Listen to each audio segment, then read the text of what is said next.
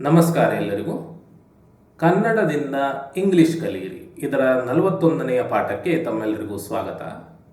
ಈ ವಿಡಿಯೋಲಿ ನಾನು ನಿಮಗೆ ಕೆಲವು ಮುಖ್ಯವಾದಂತಹ ಸ್ಟ್ರಕ್ಚರ್ಗಳನ್ನು ಹೇಳಿಕೊಡ್ತೇನೆ, ಸರಿನಾ? ಈಗ ಇವುಗಳ ಬಗ್ಗೆ ನಿಮಗೆ ಗೊತ್ತುಂಟು ಅಲ್ವಾ? ಇವುಗಳು ಕ್ರಿಯಾಪದಗಳು. ಕ್ರಿಯಾಪದಗಳಿಗೆ ಹಲವಾರು ರೂಪಗಳು ಇರುತ್ತವೆ ಅನ್ನೋದು ಕೂಡ ನಿಮ್ಗೆ ಗೊತ್ತುಂಟು ಅಲ್ವಾ? ನಾನು ಕ್ರಿಯಾಪದಗಳು ಹಾಗೂ ಅವುಗಳ ರೂಪಗಳ ಬಗ್ಗೆ ವಿಡಿಯೋಸ್ ಮಾಡಿ ಚಾನಲ್ನಲ್ಲಿ ಹಾಕ್ತಾ ಇದ್ದೇನೆ. ನೀವು ನೋಡ್ತಾ ಇದ್ದೀರಿ ಅಂತ ಕೂಡ ನಾನು ಭಾವಿಸಿದ್ದೇನೆ, ಸರಿನಾ? ಈಗ ಈ ವಿಡಿಯೋಲಿ ನಾವು ಕ್ರಿಯಾಪದದ ಮೊದಲ ರೂಪವನ್ನು ಬಳಸ್ತೇವೆ, V1 ರೂಪವನ್ನು. ಆಯ್ತಾ? ಇದು V1 ರೂಪ, ಇದು V2 ರೂಪ, ಇದು V3 ರೂಪ. ನಾವು ಈ ವಿಡಿಯೋಲ್ಲಿ ಬಳಸುವಂಥದ್ದು ವರ್ಬಿನ ಮೊದಲ ರೂಪಗಳನ್ನು. ಆಯ್ತಾ?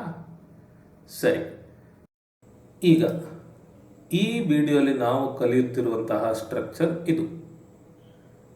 ಈ ಸ್ಟ್ರಕ್ಚರ್ನಲ್ಲಿ ಒಂದೇ ಐ, ಒಂದೇ ವಿ, ಒಂದೇ ಯು, ಒಂದೇ ದೇ, ಒಂದೇ ಪ್ಲೂರಲ್ ಸಬ್ಜೆಕ್ಟ್ ಉಂಟಲ್ಲ, ಸಬ್ಜೆಕ್ಟ್ ಆಗಿ ಬರ್ತದೆ. ಇವುಗಳಲ್ಲಿ ಒಂದು ಸಬ್ಜೆಕ್ಟ್ ಆಗಿ ಬಂದ ಮೇಲೆ ಡೂ ಬರ್ತದೆ. ಆಯ್ತಾ? ಇದು ಈ ವಿಡಿಯೋಲ್ಲಿ ನಾವು ಕಲಿಯುತ್ತಿರುವಂತಹ ಸ್ಟ್ರಕ್ಚರ್. ಆಯ್ತಾ? ಇಲ್ಲಿ ಹಿ, ಶಿ, ಇಟ್, ಸಿಂಗ್ಯುಲರ್ ಸಬ್ಜೆಕ್ಟ್ ಇದ್ಯಾವುದೂ ಇಲ್ಲ. ಇದೆಲ್ಲ ನಾವು ನೆಕ್ಸ್ಟ್ ವಿಡಿಯೋಲ್ಲಿ ಕಲಿಯೋಣ. ಆಯ್ತಾ? ಈ ವಿಡಿಯೋಲಿ ಇವುಗಳಲ್ಲಿ ಯಾವುದಾದ್ರೂ ಒಂದು ಮಾತ್ರ ಸಬ್ಜೆಕ್ಟ್ ಆಗಿ ಬರುವಂಥದ್ದು, ಸರಿನಾ? ಈಗ ಐ ಬಂದು ಡೂ ಬಂದರೆ ನಾನು ತೇನೆ ಅಥವಾ ನಾನು ವೆನು ಅನ್ನುವ ಅರ್ಥ ಬರ್ತದೆ. ಆಯ್ತಾ?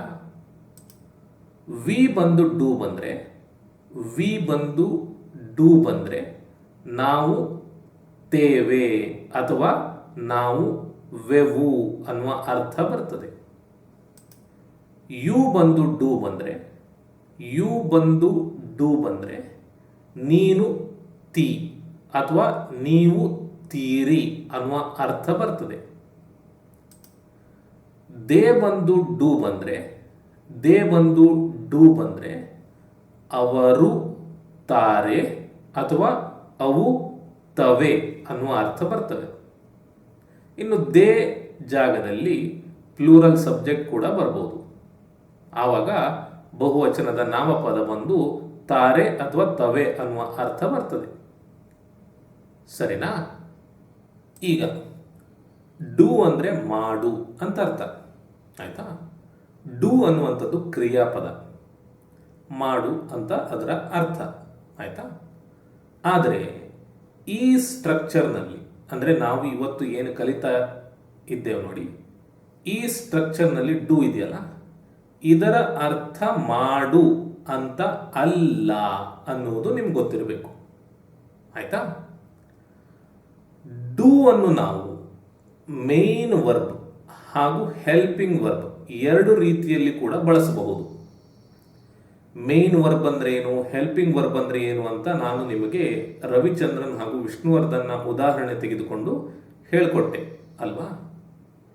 ಈ ಒಂದು ಸ್ಟ್ರಕ್ಚರ್ನಲ್ಲಿ ನಾವು ಡೂ ಅನ್ನು ಹೆಲ್ಪಿಂಗ್ ವರ್ಬ್ ರೀತಿಯಲ್ಲಿ ಬಳಸ್ತೇವೆ ಅನ್ನೋದು ನಿಮಗೆ ಗೊತ್ತಿರಬೇಕು, ಸರಿನಾ? ಸರಿ, ಹಾಗಾದರೆ ಬನ್ನಿ ನಾವು ಮೊದಲಿಗೆ ಪಾಸಿಟಿವ್ ವಾಕ್ಯದ ಸ್ಟ್ರಕ್ಚರ್ ಅನ್ನು ಕಲಿಯೋಣ. ಆಯ್ತಾ? ಪಾಸಿಟಿವ್ ವಾಕ್ಯ ರಚಿಸಲಿಕ್ಕೆ ಒಂದೇ ಐ ಬರಬೇಕು, ಒಂದೇ ವಿ ಬರಬೇಕು, ಒಂದೇ ಯು ಬರಬೇಕು, ಒಂದೇ ದೇ ಬರಬೇಕು, ಒಂದೇ ಪ್ಲೂರಲ್ ಸಬ್ಜೆಕ್ಟ್ ಬರಬೇಕು. ಅದು ಬಂದಾದ್ಮೇಲೆ ಡೂ ಬರಬೇಕು, ಆಮೇಲೆ ವರ್ಬಿನ ಮೊದಲ ರೂಪ ಬರಬೇಕು. ನಾನು ಹೇಳಿದೆ ವರ್ಬಿನ ಮೊದಲ ರೂಪವನ್ನು ಈ ಸ್ಟ್ರಕ್ಚರ್ ಅಲ್ಲಿ ಬಳಸ್ತೇವೆ ಅಂತ ಹೇಳಿ ಅಲ್ವಾ? ಸೊ ವರ್ಬಿನ ಮೊದಲ ರೂಪ ಬರಬೇಕು. ಹೀಗೆ ಬಂದರೆ ಅದೊಂದು ಪಾಸಿಟಿವ್ ವಾಕ್ಯ ಆಗಿರ್ತದೆ, ಸರಿನಾ? ಉದಾಹರಣೆ ನೋಡೋಣ. ನಾನು ನನ್ನ ಹಲ್ಲು ಉಜ್ಜುತ್ತೇನೆ ಅಂತುಂಟು. ಇದನ್ನು ನಾವು ಇಂಗ್ಲಿಷ್ನಲ್ಲಿ I do brush my teeth ಅಂತೇಳಿ ಹೇಳ್ತೇವೆ. ಆಯ್ತಾ? ಈಗ ಇದನ್ನು ಅನುವಾದ ಮಾಡೋಣ. ನಾನು ತೇನೆ ಅಂತ ಉಂಟು. ನಾನು ತೇನೆ ಅಂತ ಹೇಳಲಿಕ್ಕೆ ಇಂಗ್ಲಿಷ್ನಲ್ಲಿ ಐ ಡೂ ಅಂತ ಹೇಳ್ತೇವೆ ಅಂತ ಈಗಷ್ಟೇ ಹೇಳಿದೆ ನಾನು, ಅಲ್ವಾ? ಐ ಡೂ ಬಂದರೆ ನಾನು ತೇನೆ ಅಂತ ಆಗ್ತದೆ. ಈಗ ಫಸ್ಟಿಗೆ ನೀವು ಏನು ಅನುವಾದ ಮಾಡಬೇಕಂದ್ರೆ ನಾನು ತೇನೆಯನ್ನು, ನಾನು ತೇನೆ ಅನ್ನೋದನ್ನು ಐ ಡೂ ಅಂತ ಅನುವಾದ ಮಾಡಿ ಆದಮೇಲೆ ತೇನೆ ಜೊತೆ ಇರುವಂತಹ ಪದವನ್ನು ಅನುವಾದ ಮಾಡಿ. ತೇನೆ ಅನ್ನುವಂತಹ ಪದದ ಜೊತೆ ಕ್ರಿಯಾಪದ ಇರ್ತದೆ. ಆಯ್ತಾ? ತೇನೆ ಅನ್ನುವಂಥದ್ರ ಜೊತೆ ಇದನ್ನು ನೀವು ಪದ ಅಂತ ತಗೊಂಡ್ರೆ ಇದರ ಜೊತೆ ಒಂದು ಕ್ರಿಯಾಪದ ಇರ್ತದೆ. ಈ ಕ್ರಿಯಾಪದವನ್ನು ನೆಕ್ಸ್ಟ್ ಹಾಕಿ. ಉಜ್ಜುವುದಕ್ಕೆ ನಾವು ಬ್ರಷ್ ಅಂತೇಳಿ ಹೇಳ್ತೇವೆ. ಆಯ್ತಾ? ಸೊ ಈಗ ಏನಾಯಿತು ವಾಕ್ಯ? ಐ ಡೂ ಬ್ರಷ್ ಅಂತ ಆಯಿತು. ಐ ಡೂ ಬ್ರಷ್ ಅಂದರೆ ನಾನು ಉಜ್ಜುತ್ತೇನೆ ಅಂತ ಅರ್ಥ. ಆಯ್ತಾ? ಈಗ ಇಲ್ಲಿ ನೋಡಿ, ಐ ಬಂತು, ಐ ಬಂತು, ಡೂ ಬಂತು, ಡೂ ಬಂತು, ಬ್ರಷ್ ಅನ್ನುವಂತಹ ವರ್ಬಿನ ಮೊದಲ ರೂಪ ಬಂತು. ಆಯ್ತಾ?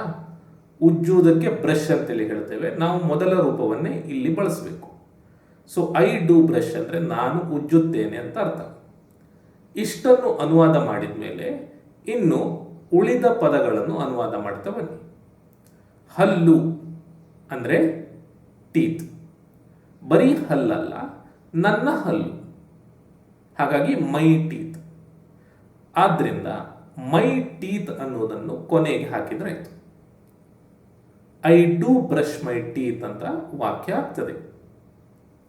ಸರಿನಾ? ಸರಿ. ಈಗ ಈ ವಾಕ್ಯದ ಇಂಗ್ಲಿಷ್ ಅನುವಾದ ಇದು. ಆದರೆ ಇಂಗ್ಲಿಷ್ನಲ್ಲಿ ನಾವು ಮಾತನಾಡುವಾಗ ಈ ಡೂ ಪದವನ್ನು ಬಿಟ್ಟು ಮಾತನಾಡ್ತೇವೆ. ಅರ್ಥ ಆಯ್ತಾ? ಈ ಡೂ ಪದವನ್ನು ನಾವು ಹೇಳುವುದಿಲ್ಲ, ಆದರೆ ಅದು ಇರ್ತದೆ. ಇಂಗ್ಲಿಷ್ ಅನ್ನುವಂಥದ್ದು ವಿಚಿತ್ರ ಭಾಷೆ. ಕೆಲವೊಮ್ಮೆ ಕೆಲವುದನ್ನು ಉಳಿಸ್ಕೊಳ್ತೇವೆ, ಕೆಲವೊಮ್ಮೆ ಕೆಲವುದನ್ನು ಬಿಟ್ಟು ಬಿಡ್ತೇವೆ. ಸೊ ಇಲ್ಲಿ ನಾವು ಡೂ ಅನ್ನು ಬಿಟ್ಟು ಈ ರೀತಿ ಹೇಳ್ತೇವೆ. ಐ ಬ್ರಷ್ ಮೈ ಟೀತ್ ಅಂತೇಳಿ ಹೇಳ್ತೇವೆ. ಅಂದರೆ ನಾನು ನನ್ನ ಹಲ್ಲು ಉಜ್ಜುತ್ತೇನೆ ಅಂತ ಅರ್ಥ. ನಿಜವಾಗಿಯೂ ಐ ಬ್ರಷ್ ಮೈ ಟೀತ್ ಉಂಟಲ್ಲ, I do brush my teeth ಅಂದರೆ ಡೂ ಅನ್ನುವಂತಹ ಪದ ಇಲ್ಲಿ ಇರ್ತದೆ. ಐ ಮತ್ತೆ ಬ್ರಷ್ನ ನಡುವೆ ಇರ್ತದೆ, ಇದೆ, ಆದರೆ ಅದನ್ನು ಹೇಳುವುದಿಲ್ಲ ಅಷ್ಟೇ.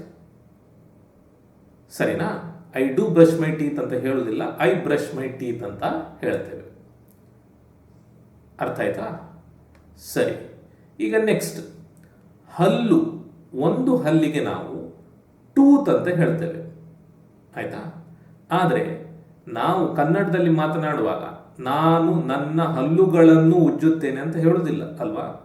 ನಾನು ನನ್ನ ಹಲ್ಲು ಉಜ್ಜುತ್ತೇನೆ ಅಂತೇಳಿ ಹೇಳ್ತೇವೆ. ಹಲ್ಲು ಅನ್ನುವಂಥದ್ದು ಏಕವಚನ ಆದರೂ ಕೂಡ ಇಂಗ್ಲಿಷ್ನಲ್ಲಿ ನಾವು ಟೀತ್ ಅಂತಲೇ ಹೇಳಬೇಕು. ಟೀತ್ ಅಂದರೆ ಹಲ್ಲುಗಳು ಅಂತ ಅರ್ಥ. ಟೂತ್ ಅಂದರೆ ಹಲ್ಲು, ಒಂದು ಹಲ್ಲು ಅಂತ ಅರ್ಥ. ಆದರೆ ನಾವು ಒಂದು ಹಲ್ಲು ಉಜ್ಜುವುದಲ್ಲ ಅಲ್ವಾ? ಸೊ ಇಲ್ಲಿ ಟೀತ್ ಅಂತ ನೀವು ಬಳಸಬೇಕಾಗ್ತದೆ. ಸರಿನಾ? ಸರಿ. ಈಗ ಈ ವಾಕ್ಯವನ್ನು ನಾವು ಯಾವಾಗ ಬಳಸ್ತೇವೆ ಅದ್ರ ಬಗ್ಗೆ ಮಾತನಾಡೋಣ.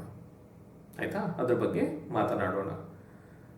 ನಿಮ್ಮ ಹತ್ರ ಯಾರೋ ಒಬ್ರು ಕೇಳ್ತಾರೆ, ನೀನು ಬೆಳಗ್ಗೆ ಎದ್ದಾಗ ಏನು ಮಾಡ್ತೀಯ ಅಂತ ಹೇಳಿ. ಆವಾಗ ನೀವು ಹೇಳ್ತೀರಿ, ನಾನು ನನ್ನ ಹಲ್ಲುಜ್ಜುತ್ತೇನೆ ಅಂತ ಹೇಳ್ತೀರಿ ಅಲ್ವಾ? ಅದನ್ನು ಹೇಳಲಿಕ್ಕೆ ನೀವು ಐ ಬ್ರಷ್ ಮೈ ಟೀತ್ ಅಂತ ಹೇಳಬೇಕು. ಅಂದರೆ ನೀವು ಪ್ರತಿದಿನ ಏನು ಮಾಡ್ತೀರಿ, ನಿಮ್ಮ ಅಭ್ಯಾಸ ಏನುಂಟು ಅಥವಾ ನಿಮ್ಮ ಹವ್ಯಾಸ ಏನುಂಟು, ಇದನ್ನು ಹೇಳಲಿಕ್ಕೆ ನಾವು ಈ ಸ್ಟ್ರಕ್ಚರನ್ನು ಬಳಸ್ತೇವೆ. ಆಯಿತಾ? ಇದರ ಬಗ್ಗೆ ನಾನು ಇನ್ನು ಮುಂದೆ ಡೀಟೇಲ್ ಆಗಿ ವಿಡಿಯೋ ಮಾಡ್ತೇನೆ. ಬಟ್ ನಿಮಗೆ ಈ ಹೊತ್ತಿಗೆ ಇಷ್ಟು ಗೊತ್ತಿದ್ರೆ ಸಾಕು. ಸರಿನಾ? ಸರಿ. ಇನ್ನೊಂದು ಉದಾಹರಣೆ. ನಾವು ಕ್ರಿಕೆಟ್ ಆಡುತ್ತೇವೆ. ಈ ವಾಕ್ಯವನ್ನು ಇಂಗ್ಲಿಷಿಗೆ ಅನುವಾದ ಮಾಡೋಣ. ಆಯ್ತಾ? ನಾವು ಉಂಟು, ತೇವೆ ಉಂಟು. ಇದನ್ನು ಫಸ್ಟಿಗೆ ಅನುವಾದ ಮಾಡಬೇಕು.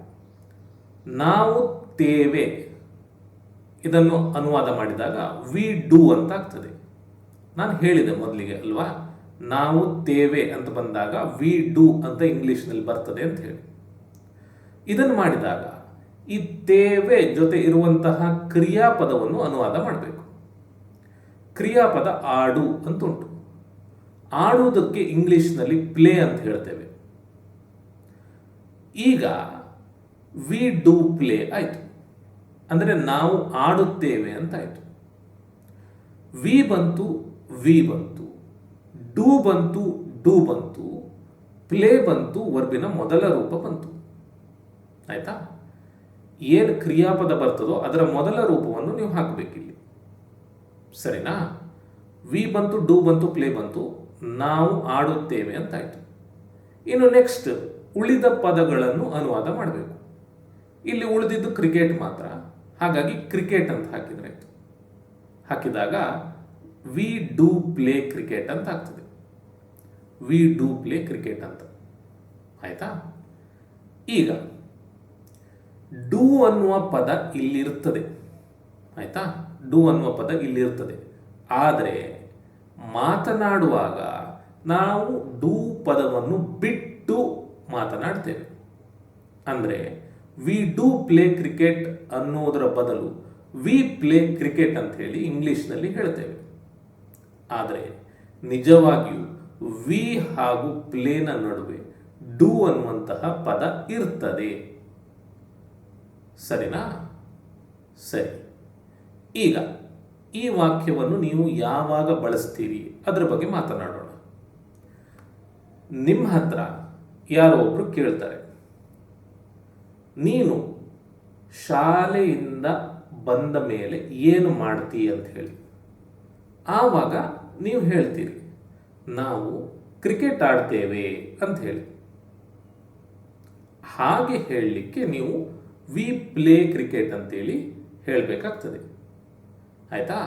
ಅಂದರೆ ದಿನ ನೀವು ಶಾಲೆಯಿಂದ ಬಂದ ಮೇಲೆ ಏನು ಮಾಡ್ತೀರಿ ಅನ್ನುವುದನ್ನು ಹೇಳ್ತಾ ಇದ್ದೀರಿ.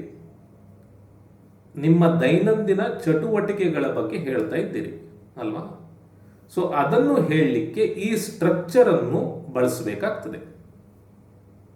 ಸರಿನಾ? ಸರಿ. ಇನ್ನೊಂದು ಉದಾಹರಣೆ, ಅವರು ಪುಸ್ತಕ ಓದುತ್ತಾರೆ ಅಂತ ಉಂಟು. ಇದನ್ನು ಅನುವಾದ ಮಾಡೋಣ. ಅವರು ತಾರೆ ಅಂತ ಉಂಟು. ಮೊದಲಿಗೆ ಇದನ್ನು ಇಂಗ್ಲಿಷಿಗೆ ಅನುವಾದ ಮಾಡಿದಾಗ ದೇ ಡೂ ಅಂತ ಆಗ್ತದೆ.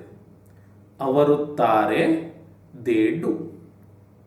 ನೆಕ್ಸ್ಟ್ ತಾರೆ ಜೊತೆ ಇರುವಂತಹ ಕ್ರಿಯಾಪದವನ್ನು ಅನುವಾದ ಮಾಡಬೇಕು. ಕ್ರಿಯಾಪದ ಓದುವುದು ಅಲ್ವಾ? ಓದುವುದಕ್ಕೆ ಇಂಗ್ಲಿಷ್ನಲ್ಲಿ ರೀಡ್ ಅಂತೇಳಿ ಹೇಳ್ತೇವೆ. ಇದು ವರ್ಬಿನ ಮೊದಲ ರೂಪ. ಈಗ ನಾವು ದೇ ಡೂ ರೀಡ್ ಅಂತ ಹೇಳಿ ಮಾಡಿದ್ದೇವೆ. ಅಂದರೆ ಅವರು ಓದುತ್ತಾರೆ ಅಂತ ಅರ್ಥ ಆಗ್ತದೆ. ಆಯ್ತಾ?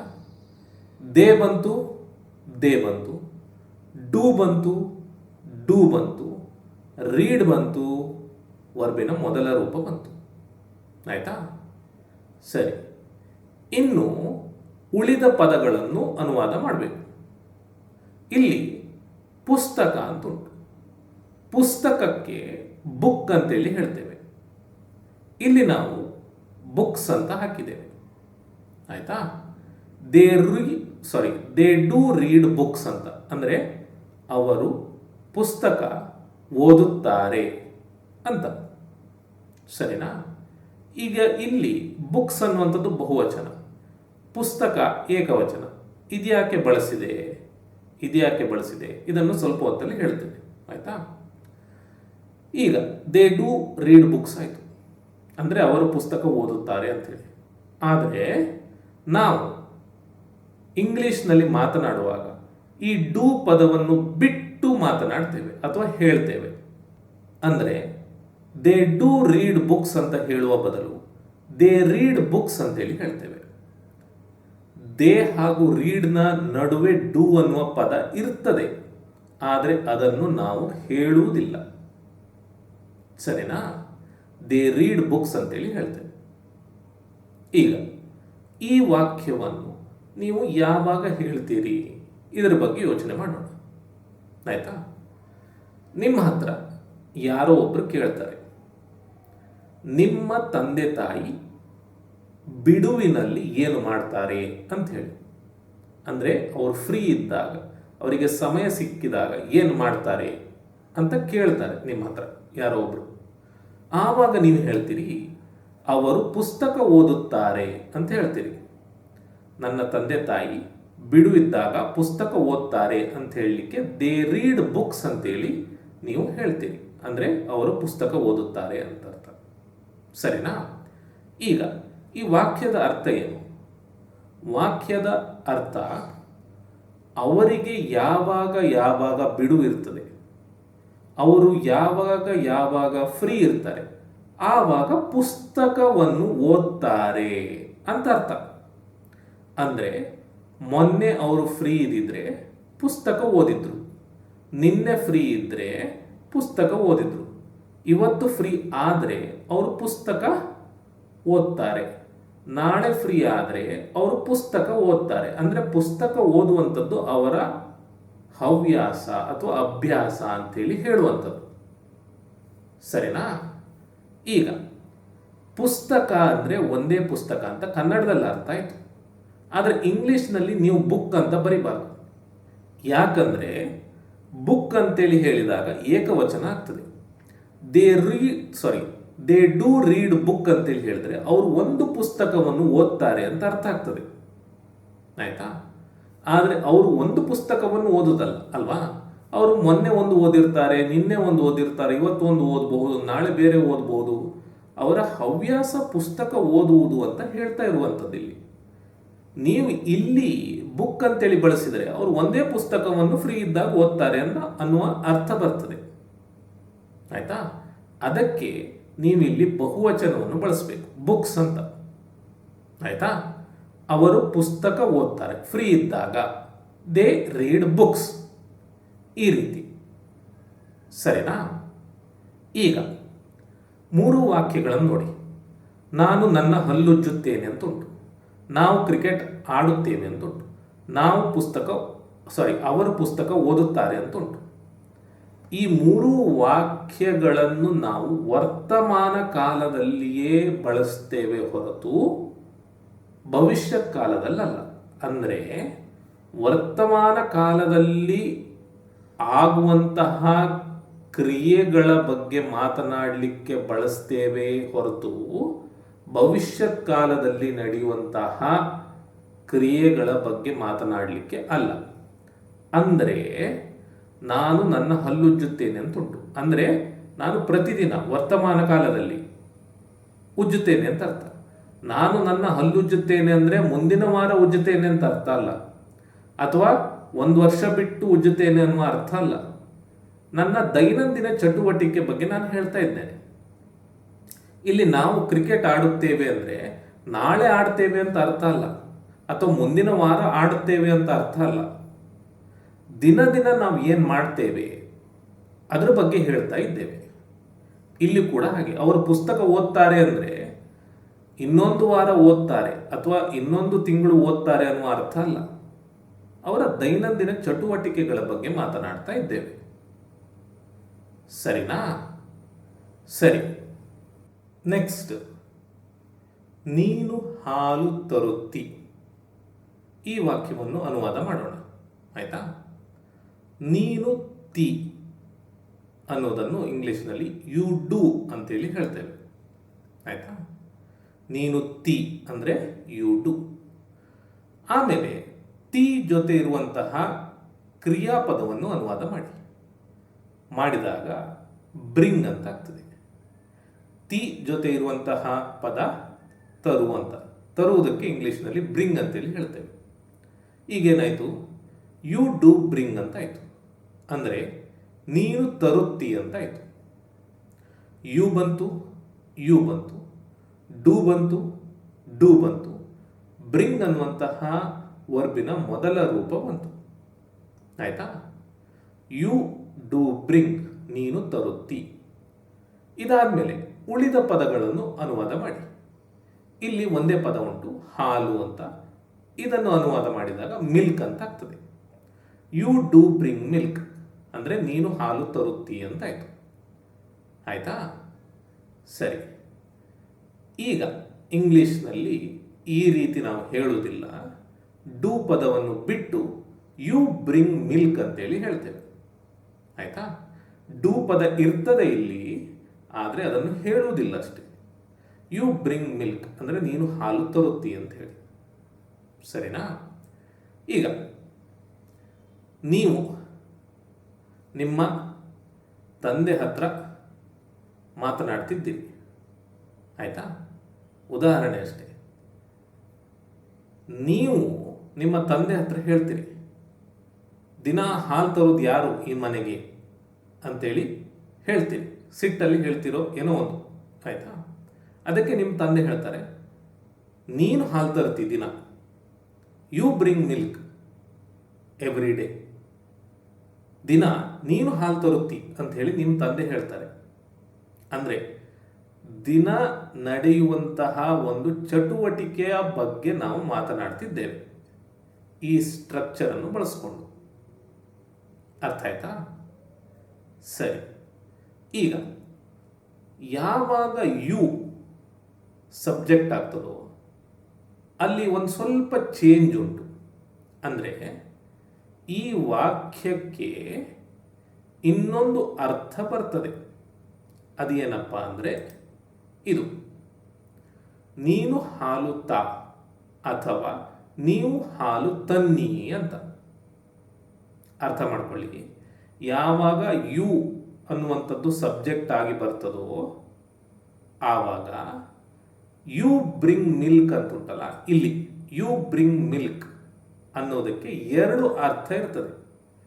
ಒಂದು ಅರ್ಥ ನೀನು ಹಾಲು ತರುತ್ತಿ ಅಂತ, ಇನ್ನೊಂದು ಅರ್ಥ ನೀನು ಹಾಲು ತಾ ಅಥವಾ ನೀವು ಹಾಲು ತನ್ನಿ ಅಂತ. ಅರ್ಥ ಆಯ್ತಾ? ನಾವು ಇಂಪರೇಟಿವ್ ಸೆಂಟೆನ್ಸಸ್ ಅಥವಾ ಇಂಪರೇಟಿವ್ಸ್ ಬಗ್ಗೆ ಕಲ್ತಿದ್ದೇವೆ. ಆದೇಶವಾಚಕಗಳ ಬಗ್ಗೆ ಅಲ್ವಾ? ಸೊ ಈ ವಾಕ್ಯ ಆದೇಶವಾಚಕವಾಗಿ ಕೂಡ ಇರಬಹುದು. ಅಂದರೆ ನೀವು ಮತ್ತೊಬ್ಬರಿಗೆ ಹಾಲು ತಾ ಅಂತೇಳಿ ಹೇಳಿದ ಅರ್ಥ ಕೂಡ ಈ ವಾಕ್ಯದಲ್ಲಿ ಸಿಗ್ತದೆ. ಸೊ ಈ ವಾಕ್ಯಕ್ಕೆ ಎರಡು ಅರ್ಥ, ಒಂದು ಇದು, ಒಂದು ಇದು. ಆದೇಶವಾಚಕಗಳಲ್ಲಿ ನಾವು ಸಾಮಾನ್ಯವಾಗಿ ಯು ಅನ್ನು ಕೂಡ ಬಿಟ್ಬಿಡ್ತೇವೆ. ನಾವು ಏನು ಹೇಳ್ತೇವೆ? ಬ್ರಿಂಗ್ ಮಿಲ್ಕ್ ಅಂತೇಳಿ ಹೇಳ್ತೇವೆ. ಈಗ ನಿಮ್ಮ ತಮ್ಮನೋ ಅಥವಾ ತಂಗಿಯ ಹತ್ರ ನೀವು ಅಡುಗೆ ಮನೆಯಿಂದ ಹಾಲನ್ನು ತಗೊಂಬ ಅಂತೇಳಿ ಹೇಳ್ತೀರಿ. ಆಯಿತಾ? ನಿಮ್ಮ ತಮ್ಮ ಇದ್ದಾನೆ ಅಂತ ತಿಳ್ಕೊಳ್ಳಿ. ತಮ್ಮನ ಹತ್ರ ನೀವು ಏನು ಹೇಳ್ತೀರಿ? ಹಾಲು ತಾ ಅಂತೇಳಿ ಹೇಳ್ತೀರಿ. ಹಾಲು ತಾ ಅಂತೇಳಿ ಹೇಳ್ತೀರಿ. ಅದಕ್ಕೆ ನೀವು ಬ್ರಿಂಗ್ ಮಿಲ್ಕ್ ಅಂತೇಳಿ ಹೇಳ್ತೀರಿ ಅಷ್ಟೇ. ಯು ಬ್ರಿಂಗ್ ಮಿಲ್ಕ್ ಅಂತ ಹೇಳೋದಿಲ್ಲ ಅಲ್ವಾ? ಸೊ ಇದರ ಬಗ್ಗೆ ಕೂಡ ನಾವು ಮಾತನಾಡಿದ್ದೇವೆ, ನೆನಪಿರ್ಬೋದು ನಿಮಗೆ. ಸೊ ಬ್ರಿಂಗ್ ಮಿಲ್ಕ್ ಅನ್ನುವಂಥದ್ದು ಇಂಪರೇಟಿವ್ ಸೆಂಟೆನ್ಸ್, ಆದರೆ ನಿಜವಾಗಿಯೂ ಅದು ಯು ಬ್ರಿಂಗ್ ಮಿಲ್ಕ್ ಅಲ್ವಾ? ಸೊ ಈ ವಾಕ್ಯಕ್ಕೆ ಈ ಅರ್ಥ ಹಾಗೂ ಈ ಅರ್ಥ ಕೂಡ ಉಂಟು ಅಂತ ನಿಮಗೆ ಗೊತ್ತಿರಬೇಕಷ್ಟೆ. ಸರಿನಾ? ಇನ್ನೊಂದು ಉದಾಹರಣೆ, ನೀವು ಸಿನಿಮಾ ನೋಡುತ್ತೀರಿ. ಇದನ್ನು ಅನುವಾದ ಮಾಡೋಣ. ನೀವು ತೀರಿ ಅನ್ನೋದನ್ನು ಯು ಡೂ ಅಂತ ಹೇಳಿ ಅನುವಾದ ಮಾಡ್ತೇವೆ ಇಂಗ್ಲಿಷ್ನಲ್ಲಿ. ಆಮೇಲೆ ತೀರಿ ಜೊತೆ ಇರುವಂತಹ ಕ್ರಿಯಾಪದವನ್ನು ಅನುವಾದ ಮಾಡ್ತೇವೆ. ನೋಡು ಅಂತುಂಟು, ವಾಚ್ ಅಂತ ಅನುವಾದ ಮಾಡ್ತೇವೆ. ಯು ಡೂ ವಾಚ್ ಅಂತ ಆಗ್ತದೆ, ಅಂದರೆ ನೀವು ನೋಡುತ್ತೀರಿ ಅಂತ. ನೆಕ್ಸ್ಟ್ ಉಳಿದ ಪದ ಸಿನಿಮಾ ಅಂತುಂಟು, ಅದನ್ನು ಮೂವೀಸ್ ಅಂತ ಅನುವಾದ ಮಾಡ್ತೇವೆ. ಯು ಡೂ ವಾಚ್ ಮೂವೀಸ್ ಅಂತ ಆಗ್ತದೆ, ನೀವು ಸಿನಿಮಾ ನೋಡುತ್ತೀರಿ ಅಂತ ಕನ್ನಡದಲ್ಲಿ ಆಗ್ತದೆ. ಆಯಿತಾ? ಈಗ ಯು ಡೂ ವಾಚ್ ಮೂವೀಸ್ ಅನ್ನು ನಾವು ಯು ವಾಚ್ ಮೂವೀಸ್ ಅಂತ ಇಂಗ್ಲಿಷ್ನಲ್ಲಿ ಹೇಳ್ತೇವೆ. ಈ ಎರಡು ಪದಗಳ ನಡುವೆ ಇರುವಂತಹ ಡೂ ಪದವನ್ನು ಹೇಳುವುದಿಲ್ಲ, ಆದರೆ ಅದು ಇರ್ತದೆ. ಸರಿನಾ? ಯು ವಾಚ್ ಮೂವೀಸ್ ಅಂದರೆ ನೀವು ಸಿನಿಮಾ ನೋಡುತ್ತೀರಿ ಅಂತ ಹೇಳಿ. ನೀವು ನಿಮ್ಮ ಫ್ರೆಂಡಿಗೆ ಹೇಳೋದಿರ್ಬೋದು, ನೀನು ತುಂಬ ಸಿನಿಮಾ ನೋಡ್ತಿ ಅಂಥೇಳಿ. ಅಷ್ಟು ನೋಡಬೇಡ, ಒಳ್ಳೆಯದಲ್ಲ, ನೀನು ತುಂಬ ಸಿನಿಮಾ ನೋಡ್ತಿ ಅಂಥೇಳಿ ಹೇಳುವುದಿರ್ಬೋದು. ಯು ವಾಚ್ ಮೂವೀಸ್, ನೀವು ಸಿನಿಮಾ ನೋಡ್ತೀರಿ, ತುಂಬ ನೋಡ್ತೀರಿ, ನೀವು ಅಷ್ಟು ನೋಡಬೇಡಿ ಅಂತ ಹೇಳುವ ಒಂದು ವಾಕ್ಯ ಇದ್ದಿರ್ಬೋದು, ಗೊತ್ತಿಲ್ಲ, ಸುಮ್ಮನೆ ಉದಾಹರಣೆ ಅಷ್ಟೇ. ಆಯಿತಾ?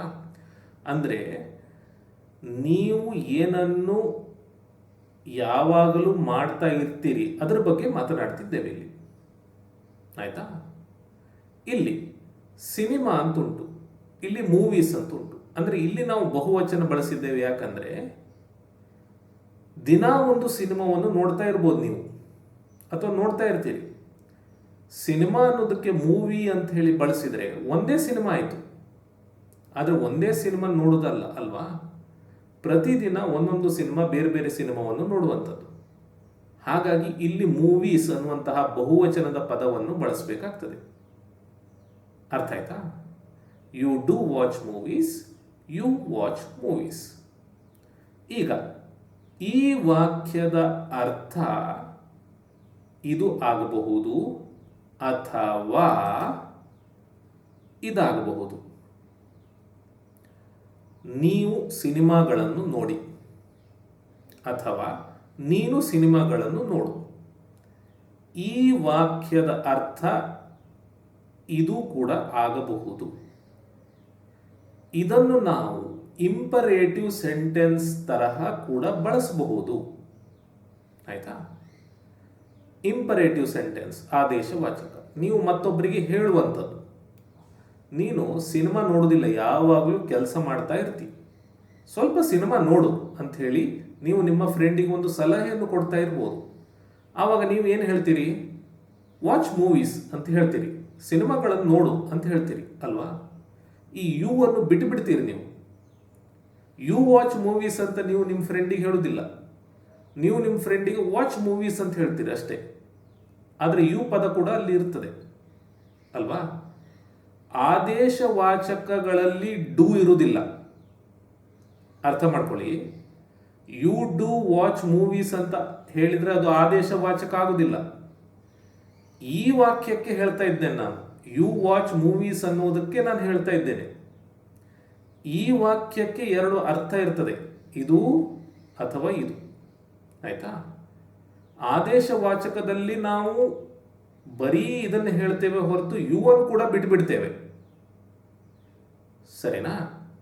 ಸೊ ನೀವೇನು ತಿಳ್ಕೊಳ್ಬೇಕಂದ್ರೆ, ಏನು ಗೊತ್ತಿರ್ಬೇಕು ನಿಮಗೆ ಅಂದರೆ, ಇದನ್ನು ನಾವು ಈ ರೀತಿ ಹೇಳ್ತೇವೆ.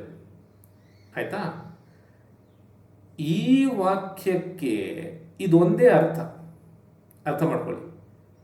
ಈ ವಾಕ್ಯಕ್ಕೆ ಇದು ಒಂದೇ ಅರ್ಥ, ಈ ವಾಕ್ಯಕ್ಕೆ ಇದು ಅರ್ಥ ಅಲ್ಲ, ಇದು ಅರ್ಥ ಅಲ್ಲ.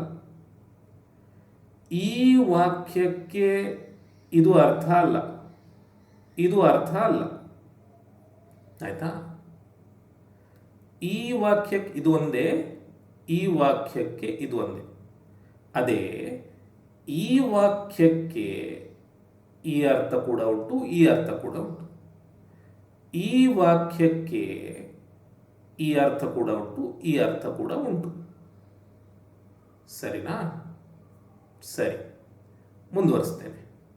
ಐ ಆಯಿತು, ಯು ಆಯಿತು, ವಿ ಆಯಿತು, ದೇ ಆಯಿತು. ಇನ್ನು ಉಳಿದಿದ್ದು ಪ್ಲೂರಲ್ ಸಬ್ಜೆಕ್ಟ್, ಅದನ್ನು ನೋಡೋಣ. ಹಕ್ಕಿಗಳು ಹಾಡುತ್ತವೆ ಅಂತುಂಟು. ಇದನ್ನು ಅನುವಾದ ಮಾಡೋಣ. ಹಕ್ಕಿ ಅಂದರೆ ಬರ್ಡ್, ಹಕ್ಕಿ ಏಕವಚನ, ಹಕ್ಕಿಗಳು ಬಹುವಚನ. ಬಹುವಚನದ ನಾಮಪದ ಇದು, ಪ್ಲೂರಲ್ ಸಬ್ಜೆಕ್ಟ್. ಆಯ್ತಾ? ಹಕ್ಕಿಗಳು ತವೆ ಅನ್ನೋದನ್ನು ಫಸ್ಟ್ ಅನುವಾದ ಮಾಡಿದಾಗ ಬರ್ಡ್ಸ್ ಡೂ ಅಂತ ಆಗ್ತದೆ. ಹಕ್ಕಿಗಳು ತವೆ, ಬರ್ಡ್ಸ್ ಡೂ. ಆಮೇಲೆ ತವೆ ಜೊತೆ ಇರುವಂತಹ ಕ್ರಿಯಾಪದವನ್ನು ಅನುವಾದ ಮಾಡಿದಾಗ ಹಾಡು ಅನ್ನುವ ಪದಕ್ಕೆ ಸಿಂಗ್ ಅಂತೇಳಿ ಹಾಕಬೇಕಾಗ್ತದೆ. ಬರ್ಡ್ಸ್ ಡೂ ಸಿಂಗ್ ಅಂತ ಆಗ್ತದೆ. ಅಂದರೆ ಹಕ್ಕಿಗಳು ಹಾಡುತ್ತವೆ ಅನ್ನೋದಾಗ್ತದೆ. ಆಯ್ತಾ? ಇಂಗ್ಲಿಷ್ನಲ್ಲಿ ನಾವು ಬರ್ಡ್ಸ್ ಡೂ ಸಿಂಗ್ ಅಂತ ಹೇಳೋದಿಲ್ಲ, ಬರ್ಡ್ಸ್ ಸಿಂಗ್ ಅಂತೇಳಿ ಹೇಳ್ತೇವೆ. ಡೂ ಅನ್ನುವ ಪದ ಇಲ್ಲಿ ಇರ್ತದೆ, ಆದರೆ ಹೇಳುವುದಿಲ್ಲ. ಬರ್ಡ್ಸ್ ಸಿಂಗ್ ಅಂದರೆ ಹಕ್ಕಿಗಳು ಹಾಡುತ್ತವೆ ಅಂತ ಅರ್ಥ. ಆಯ್ತಾ? ಈಗ ನಿಮ್ಮ ಹತ್ರ ಯಾರೋ ಕೇಳ್ತಾರೆ ಹಕ್ಕಿಗಳು ಏನು ಮಾಡ್ತವೆ ಅಂತ ಹೇಳಿ. ಆವಾಗ ನೀವು ಹೇಳ್ತೀರಿ ಹಕ್ಕಿಗಳು ಹಾಡುತ್ತವೆ ಅಂತ ಹೇಳ್ತೀರಿ. ಅಂದರೆ ಹಕ್ಕಿಗಳ ಸ್ವಭಾವವನ್ನು ನೀವು ಹೇಳ್ತೀರಿ. ಹಕ್ಕಿಗಳು ಹಾಡ್ತವೆ. ಯಾವತ್ತು ಹಾಡ್ತವೆ? ಯಾವತ್ತಂತಿಲ್ಲ, ಅವಕ್ಕೆ ಮನಸ್ಸಾದಾಗೂ ಹಾಡ್ತವೆ. ಹೋದ ವಾರ ಹಾಡಿದ್ದವು, ಹೋದ ತಿಂಗಳು ಹಾಡಿದ್ದವು, ನಿನ್ನೆ ಹಾಡಿದ್ದವು, ಇವತ್ತು ಹಾಡಿದ್ವು, ನಾಳೆ ಕೂಡ ಹಾಡ್ತವೆ, ಮುಂದಿನ ವಾರ ಕೂಡ ಹಾಡ್ತವೆ. ಹೀಗೆ ಹಾಡುವುದು ಹಕ್ಕಿಗಳ ಸ್ವಭಾವಗಳ ಬಗ್ಗೆ ಹೇಳುವಾಗ ನಾವು ಈ ಸ್ಟ್ರಕ್ಚರನ್ನು ಬಳಸ್ತೇವೆ. ಆಯ್ತಾ? ಬರ್ಡ್ಸ್ ಬಂತು, ಪ್ಲೂರಲ್ ಸಬ್ಜೆಕ್ಟ್ ಬಂತು, ಡೂ ಬಂತು, ಸಿಂಗ್ ಬಂತು, ವರ್ಬಿನ ಮೊದಲ ರೂಪ ಬಂತು. ಸರಿನಾ? ನೆಕ್ಸ್ಟ್, ಬೆಕ್ಕುಗಳು ನೀರನ್ನು ದ್ವೇಷಿಸುತ್ತವೆ. ಇದನ್ನು ಅನುವಾದ ಮಾಡೋಣ. ಬೆಕ್ಕುಗಳು ತವೆ, ಕ್ಯಾಟ್ಸ್ ಡೂ. ಇಲ್ಲಿ ಬೆಕ್ಕು ಅಂದರೆ ಏಕವಚನ, ಬೆಕ್ಕುಗಳು ಅಂದರೆ ಬಹುವಚನ. ಬೆಕ್ಕುಗಳು ಇಲ್ಲಿ ಪ್ಲೂರಲ್ ಸಬ್ಜೆಕ್ಟ್. ಆಯ್ತಾ? ಬೆಕ್ಕುಗಳಿಗೆ ಕ್ಯಾಟ್ಸ್ ಅಂತ ಹೇಳ್ತೇವೆ, ತವೆ ಬಂದಿದೆ ಡೂ ಅಂತ ಬಳಸ್ತೇವೆ. ಕ್ಯಾಟ್ಸ್ ಡೂ ಅಂದರೆ ಬೆಕ್ಕುಗಳು ತವೆ. ತವೆ ಜೊತೆ ಇರುವಂತಹ ಪದ ಕ್ರಿಯಾಪದ ದ್ವೇಷಿಸುವುದು. ದ್ವೇಷಿಸುವುದಕ್ಕೆ ಇಂಗ್ಲಿಷ್ನಲ್ಲಿ ಹೇಟ್ ಅಂತ ಹೇಳ್ತೇವೆ. ಬೆಕ್ಕುಗಳು ದ್ವೇಷಿಸುತ್ತವೆ ಅಂದರೆ ಕ್ಯಾಟ್ಸ್ ಡೂ ಹೇಟ್. ಬೆಕ್ಕುಗಳು ದ್ವೇಷಿಸುತ್ತವೆ ಅಂದರೆ ಕ್ಯಾಟ್ಸ್ ಡೂ ಹೇಟ್.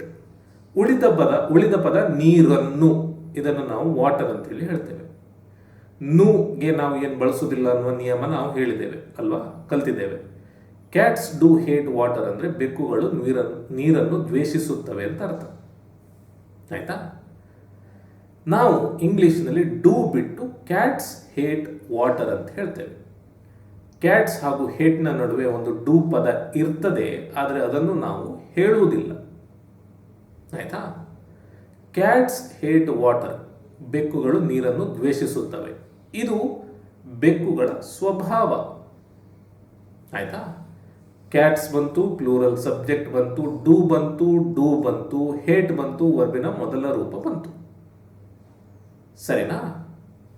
ನೆಕ್ಸ್ಟ್, ನನ್ನ ಸಹೋದರಿಯರು ಸಿನಿಮಾದಲ್ಲಿ ನಟಿಸುತ್ತಾರೆ. ಇದನ್ನು ಅನುವಾದ ಮಾಡೋಣ. ನನ್ನ ಸಹೋದರಿ ಏಕವಚನ, ನನ್ನ ಸಹೋದರಿಯರು ಬಹುವಚನ. ತಾರೆ, ಇದನ್ನು ಅನುವಾದ ಮಾಡಿದಾಗ ಮೈ ಸಿಸ್ಟರ್ಸ್ ಡೂ ಅಂತ ಆಗ್ತದೆ. ನನ್ನ ಸಹೋದರಿಯರು ತಾರೆ. ಏನು ತಾರೆ? ನಟಿಸುತ್ತಾರೆ. ನಟಿಸುವುದಕ್ಕೆ ಇಂಗ್ಲಿಷ್ನಲ್ಲಿ ಆಕ್ಟ್ ಅಂತ ಹೇಳ್ತೇವೆ. ಮೈ ಸಿಸ್ಟರ್ಸ್ ಡೂ ಆಕ್ಟ್ ಅಂದರೆ ನನ್ನ ಸಹೋದರಿಯರು ನಟಿಸುತ್ತಾರೆ ಅಂತ ಹೇಳಿ. ಉಳಿದಿದ್ದು ಸಿನಿಮಾದಲ್ಲಿ ಅಂತ, ಇನ್ movies. My sisters do act in movies ಅಂದರೆ ನನ್ನ ಸಹೋದರಿಯರು ಸಿನಿಮಾದಲ್ಲಿ ನಟಿಸುತ್ತಾರೆ ಅಂತ ಅರ್ಥ. ಆಯ್ತಾ? ಇಲ್ಲಿ ಸಿನಿಮಾ ಒಂದೇ, ಇಲ್ಲಿ ಮೂವೀಸ್ ಬಹುವಚನ. ನನ್ನ ಸಹೋದರಿಯರು ಪಿಕ್ಚರಲ್ಲಿ ಆಕ್ಟ್ ಮಾಡ್ತಾರೆ ಅಂತ ನಾವು ಹೇಳ್ತೇವಲ್ಲ, ಪಿಕ್ಚರ್ ಅಂದರೆ ಒಂದೇ ಪಿಕ್ಚರಾ? ಅಲ್ಲ, ಹಲವಾರು ಪಿಕ್ಚರ್ಗಳಲ್ಲಿ ಆಕ್ಟ್ ಮಾಡಿದ್ದಾರೆ, ಮಾಡ್ತಾ ಇದ್ದಾರೆ, ಮುಂದೆ ಕೂಡ ಮಾಡ್ತಾರೆ ಅಲ್ವಾ? ಹಾಗಾಗಿ ಇಲ್ಲಿ ನಾವು ಬಹುವಚನವನ್ನು ಬಳಸಬೇಕಾಗ್ತದೆ. ಇಲ್ಲಿ ಸಿನಿಮಾ ಏಕವಚನ, ಆದರೆ ಇಲ್ಲಿ ನಾವು ಹೇಳುವತ್ತಿಗೆ ಬಹುವಚನದಲ್ಲಿಯೇ ಹೇಳಬೇಕು. ಆಯ್ತಾ? ಈಗ ಇಂಗ್ಲಿಷ್ನಲ್ಲಿ ನಾವು ಈ ರೀತಿ ಹೇಳುವುದಿಲ್ಲ, ಈ ರೀತಿ ಹೇಳ್ತೇವೆ. ಮೈ ಸಿಸ್ಟರ್ಸ್ ಆಕ್ಟ್ ಇನ್ ಮೂವೀಸ್ ಅಂತ ಹೇಳ್ತೇವೆ. ಸಿಸ್ಟರ್ಸ್ ಹಾಗೂ ಆಕ್ಟ್ನ ನಡುವೆ ಡೂ ಇರ್ತದೆ, ಆದರೆ ಅದನ್ನು ನಾವು ಹೇಳುವುದಿಲ್ಲ. ಮೈ ಸಿಸ್ಟರ್ಸ್ ಆಕ್ಟ್ ಇನ್ ಮೂವೀಸ್ ಅಂತ ನಾವು ಹೇಳ್ತೇವೆ. ಸರಿನಾ? ಮೈ ಸಿಸ್ಟರ್ಸ್ ಬಂತು, ಪ್ಲೂರಲ್ ಸಬ್ಜೆಕ್ಟ್ ಬಂತು, ಡೂ ಬಂತು, ಆಕ್ಟ್ ಬಂತು, ವರ್ಬಿನ ಮೊದಲ ರೂಪ ಬಂತು. ಸೊ ಈ ಸ್ಟ್ರಕ್ಚರ್ ಪೂರ್ಣವಾಯಿತು. ಅರ್ಥ ಆಯ್ತಾ? ಸರಿ, ನಾವು ಪಾಸಿಟಿವ್ ವಾಕ್ಯದ ಸ್ಟ್ರಕ್ಚರನ್ನು ಕಲ್ತ್ವಿ ಅಲ್ವಾ? ನೆಕ್ಸ್ಟ್ ನಾವು ನಕಾರಾತ್ಮಕ ವಾಕ್ಯದ ಸ್ಟ್ರಕ್ಚರನ್ನು ಕಲಿಯೋಣ. ಆಯ್ತಾ? ನಕಾರಾತ್ಮಕ ವಾಕ್ಯದ ಸ್ಟ್ರಕ್ಚರ್ ಈ ರೀತಿ ಇರ್ತದೆ. ಮೊದಲಿಗೆ ಐ ಅಥವಾ ಯು ಅಥವಾ ವಿ ಅಥವಾ ದೇ ಅಥವಾ ಪ್ಲೂರಲ್ ಸಬ್ಜೆಕ್ಟ್ ಬರ್ತದೆ, ಆಮೇಲೆ ಡು ನಾಟ್ ಬರ್ತದೆ, ಆಮೇಲೆ ವರ್ಬಿನ ಮೊದಲ ರೂಪ ಬರ್ತದೆ. ಆಯ್ತಾ? ಪಾಸಿಟಿವ್ ವಾಕ್ಯದಲ್ಲಿ ಈ ನಾಟ್ ಇರಲಿಲ್ಲ.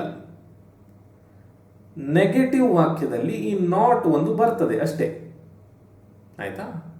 ಉದಾಹರಣೆಗೆ, ನಾನು ಪ್ರತಿದಿನ ಅಡುಗೆ ಮಾಡುವುದಿಲ್ಲ ಅಂತುಂಟು. ಇದನ್ನು ನಾವು ಇಂಗ್ಲಿಷಿಗೆ ಅನುವಾದ ಮಾಡೋಣ. ನಾನು ವುದಿಲ್ಲ, ಇದನ್ನು ಅನುವಾದ ಮಾಡಿದಾಗ ಐ ಡು ನಾಟ್ ಅಂತ ಆಗ್ತದೆ. ವುದಿಲ್ಲ, ವುದಿಲ್ಲ. ಆಯ್ತಾ? ನಾನು ವುದಿಲ್ಲ ಅಂತ ಹೇಳಲಿಕ್ಕೆ ಐ ಡು ನಾಟ್ ಅಂತೇಳಿ ಹೇಳ್ತೇವೆ. ಸರಿನಾ? ನೆಕ್ಸ್ಟ್, ವುದಿಲ್ಲ ಜೊತೆ ಇರುವಂತಹ ಕ್ರಿಯಾಪದ ಮಾಡು ಅಂತ. ಬಟ್ ಇದು ಬರೀ ಮಾಡು ಅಲ್ಲ, ಅಡುಗೆ ಮಾಡು. ಅಡುಗೆ ಮಾಡು ಅನ್ನುವಂಥದ್ದು ಕ್ರಿಯಾಪದ ಇಲ್ಲಿ. ಅಡುಗೆ ಮಾಡುವುದಕ್ಕೆ ಇಂಗ್ಲಿಷ್ನಲ್ಲಿ ಕುಕ್ ಅಂತ ಹೇಳ್ತೇವೆ. ಆಯ್ತಾ? ಐ ಡು ನಾಟ್ ಕುಕ್ ಅಂದರೆ ನಾನು ಅಡುಗೆ ಮಾಡುವುದಿಲ್ಲ ಅಂತ ಅರ್ಥ. ಸರಿನಾ? ನೆಕ್ಸ್ಟ್, ಇದಾದ ಮೇಲೆ ಉಳಿದ ಪದಗಳನ್ನು ಅನುವಾದ ಮಾಡಬೇಕು. ಪ್ರತಿದಿನ ಅಂತ ಉಂಟು, ಇದಕ್ಕೆ ಎವ್ರಿ ಡೇ ಅಂತ ಹೇಳ್ತೇವೆ. ಹೇಳಿದಾಗ I do not cook every day ಅಂತ ಆಗ್ತದೆ. ಅಂದರೆ ನಾನು ಪ್ರತಿದಿನ ಅಡುಗೆ ಮಾಡುವುದಿಲ್ಲ ಅಂತ ಆಗ್ತದೆ. ಆಯ್ತಾ? ಐ ಬಂತು, ಐ ಬಂತು, ಡು ನಾಟ್ ಬಂತು, ಡು ನಾಟ್ ಬಂತು, ಆಮೇಲೆ ಕುಕ್ ಬಂತು, ವರ್ಬಿನ ಮೊದಲ ರೂಪ ಬಂತು. ಸರಿನಾ? ಈಗ ಯಾವಾಗ ಬಳಸ್ತೇವೆ ಇದನ್ನ? ಯಾರೋ ಒಬ್ರು ನಿಮ್ಮ ಹತ್ರ ಕೇಳ್ತಾರೆ, ನೀವು ಪ್ರತಿದಿನ ಅಡುಗೆ ಮಾಡ್ತೀರಾ ಅಂತ ಹೇಳಿ. ಆವಾಗ ನೀವು ಹೇಳ್ತೀರಿ, ಇಲ್ಲ ನಾನು ಪ್ರತಿದಿನ ಅಡುಗೆ ಮಾಡುವುದಿಲ್ಲ ಅಂತ ಹೇಳ್ತೀರಿ. ಕೆಲವೊಮ್ಮೆ ನಾನು ಹೋಟ್ಲಿಗೆ ಹೋಗ್ತೇನೆ, ಪ್ರತಿದಿನ ನಾನು ಅಡುಗೆ ಮಾಡುವುದಿಲ್ಲ ಅಂತ ಹೇಳ್ತೀರಿ. ಆವಾಗ ಈ ರೀತಿ ನೀವು ಹೇಳಬೇಕಾಗ್ತದೆ. ಸರಿನಾ? ಸರಿ. ನೆಕ್ಸ್ಟ್, ನೀವು ಪಾತ್ರೆಗಳನ್ನು ತೊಳೆಯುವುದಿಲ್ಲ. ನೀವು ಪಾತ್ರೆಗಳನ್ನು ತೊಳೆಯುವುದಿಲ್ಲ. ಆಯ್ತಾ? ಇಂಗ್ಲಿಷ್ನಲ್ಲಿ you do not wash dishes ಅಂತ ಹೇಳ್ತೇವೆ. ನೀವು ವುದಿಲ್ಲ ಅಂತ ಹೇಳಲಿಕ್ಕೆ ಯು ಡು ನಾಟ್ ಅಂತ ಹೇಳ್ತೇವೆ. ನೀವು ವುದಿಲ್ಲ, ಯು ಡು ನಾಟ್. ಅಥವಾ ನೀನು, ಏಕವಚನ, ನೀನು ವುದಿಲ್ಲ ಅಂತ ಹೇಳಲಿಕ್ಕೆ ಯು ಡು ನಾಟ್ ಅಂತ ಹೇಳ್ತೇವೆ. ಆಯ್ತಾ? ವುದಿಲ್ಲ ಜೊತೆ ಇರುವಂತಹ ಕ್ರಿಯಾಪದ ತೊಳೆಯುವುದು. ತೊಳೆಯುವುದಕ್ಕೆ ಇಂಗ್ಲಿಷ್ನಲ್ಲಿ ವಾಶ್ ಅಂತ ಹೇಳ್ತೇವೆ. ಯು ಡು ನಾಟ್ ವಾಶ್ ಅಂದರೆ ನೀವು ತೊಳೆಯುವುದಿಲ್ಲ ಅಂತ ಆಗ್ತದೆ. ಯು ಬಂತು, ಯು ಬಂತು, ಡು ನಾಟ್ ಬಂತು, ಡು ನಾಟ್ ಬಂತು, ವಾಶ್ ಬಂತು, ವರ್ಬಿನ ಮೊದಲ ರೂಪ ಬಂತು. ನೆಕ್ಸ್ಟ್, ಪಾತ್ರೆಗಳನ್ನು ಅಂತ ಉಂಟು. ಪಾತ್ರೆಗಳಿಗೆ ಯುಟೆನ್ಸಿಲ್ಸ್ ಅಂತ ಇಂಗ್ಲಿಷ್ ಪದ ಇದೆ. ಆಯ್ತಾ? ಆದರೆ ಪಾತ್ರೆಗಳಿಗೆ ಇನ್ನೊಂದು ಪದ ಇದೆ, ಅದೇನಂದ್ರೆ ಡಿಶಸ್ ಅಂತ. ಆಯ್ತಾ? ಡಿಶಸ್ ಅಂದ್ರೆ ಪಾತ್ರೆಗಳು. You do not wash utensils ಅಂತ ನಾವು ಹೇಳಬಹುದು, ಬಟ್ ಅದರ ಬಳಕೆ ಕಮ್ಮಿ. ಹೀಗೆ ಹೇಳುವುದೇ ರೂಢಿಯಲ್ಲಿದೆ. You do not wash dishes, ಪಾತ್ರೆ ತೊಳೆಯುವುದಕ್ಕೆ ನೀವು ಕೇಳಿರ್ಬೋದು ಡಿಶ್ ವಾಷರ್ ಅಂತ ಅಲ್ವಾ? ಅಂದ್ರೆ ಪಾತ್ರೆ ತೊಳೆಯುವ ಮೆಷಿನ್ ಅಂತ. ಯುಟೆನ್ಸಿಲ್ ವಾಷರ್ ಅಂತ ಎಲ್ಲರೂ ಕೇಳಿದ್ದೀರಾ? ಇಲ್ಲ ಅಲ್ವಾ? ಡಿಶ್ ವಾಷರ್ ಅಂತ ಕೇಳಿರ್ತೀರಿ. ಹಾಗೆಯೇ ವಾಶ್ ಡಿಶಸ್ ಇಲ್ಲಿ. ಅರ್ಥ ಆಯ್ತಾ? ಸರಿ. ಸೊ ಈ ವಾಕ್ಯಕ್ಕೆ ಇದು ಅನುವಾದ. ಅರ್ಥ ಆಯ್ತಾ? ಆದರೆ ಯಾವಾಗ ಯು ಸಬ್ಜೆಕ್ಟ್ನಲ್ಲಿ ಬರ್ತದೋ ಹಾಗೂ ಒಂದು ನಕಾರಾತ್ಮಕ ವಾಕ್ಯ ಇರ್ತದೋ ಆವಾಗ ಆ ವಾಕ್ಯಕ್ಕೆ ಇನ್ನೊಂದು ಅರ್ಥ ಕೂಡ ಬರ್ತದೆ. ಇಲ್ಲಿ ಯು ಡು ನಾಟ್ ವಾಶ್ ಡಿಶಸ್ನ ಒಂದು ಅರ್ಥ ಇದಾದರೆ ಇನ್ನೊಂದು ಅರ್ಥ ಇದು. ಆಯ್ತಾ? ಪಾತ್ರೆಗಳನ್ನು ತೊಳೆಯಬೇಡ ಅಥವಾ ತೊಳೆಯಬೇಡಿ ಅಂತ ಹೇಳಿ. ಇದು ಇಂಪರೇಟಿವ್ ಸೆಂಟೆನ್ಸ್, ಅಂದರೆ ಆದೇಶ ವಾಚಕ. ನೀವು ಮತ್ತೊಬ್ಬರಿಗೆ ಹೇಳುವಂಥದ್ದು, ಪಾತ್ರೆ ತೊಳಿಬೇಡ ಅಂತ ಹೇಳಿ. ನೀವು ಹೇಗೆ ಹೇಳ್ತೀರಿ? ಡು ನಾಟ್ ವಾಶ್ ಡಿಶಸ್ ಅಂತ ಹೇಳ್ತೀರಿ ಅಲ್ವಾ? ಯು ಅನ್ನು ಬಿಟ್ಟು ಬಿಟ್ಟು ಹೇಳ್ತೀರಿ, ಆದರೆ ಯು ಇರ್ತದೆ ಅಲ್ಲಿ ಅಲ್ವಾ? ನಾವು ಕಲ್ತಿದ್ದೀವಿ ಇದ್ರ ಬಗ್ಗೆ. ಸಬ್ಜೆಕ್ಟ್ ಇಲ್ಲದ ಸಬ್ಜೆಕ್ಟ್ ಯು ಅಂತ ಹೇಳಿ. ಯು ಅನ್ನು ಬಿಟ್ಟು ಡು ನಾಟ್ ವಾಶ್ ಡಿಶಸ್ ಅಂದರೆ ಪಾತ್ರೆಗಳನ್ನು ತೊಳೆಯಬೇಡಿ ಅಂತ ಅರ್ಥ. ಆಯ್ತಾ? ಸೊ ಹಾಗಾಗಿ ಈ ವಾಕ್ಯಕ್ಕೆ ಈ ಅರ್ಥ ಉಂಟು, ಈ ಅರ್ಥ ಕೂಡ ಉಂಟು. ಸರಿನಾ? ಸರಿ. ನೆಕ್ಸ್ಟ್, ನಾವು ಕ್ರಿಕೆಟ್ ಆಡುವುದಿಲ್ಲ. We don't play cricket. ಇಲ್ಲಿ ನಾವು ವುದಿಲ್ಲ, ವಿ ಡೂ ನಾಟ್. ಆಯ್ತಾ? ನಾವು ವುದಿಲ್ಲ, ವಿ ಡೂ ನಾಟ್. ಏನು ವುದಿಲ್ಲ? ಆಡುವುದಿಲ್ಲ. ಆಡುವುದಕ್ಕೆ ಇಂಗ್ಲೀಷಲ್ಲಿ ಪ್ಲೇ ಅಂತ ಹೇಳ್ತೇವೆ. We do not, we do not play verb 1. ಆಮೇಲೆ ಉಳಿದಿದ್ದು ಕ್ರಿಕೆಟ್. ಆಯ್ತಾ? V do not play cricket ಅಂದರೆ ನಾವು ಕ್ರಿಕೆಟ್ ಆಡುವುದಿಲ್ಲ ಅಂತ ಅರ್ಥ. ಆಯ್ತಾ?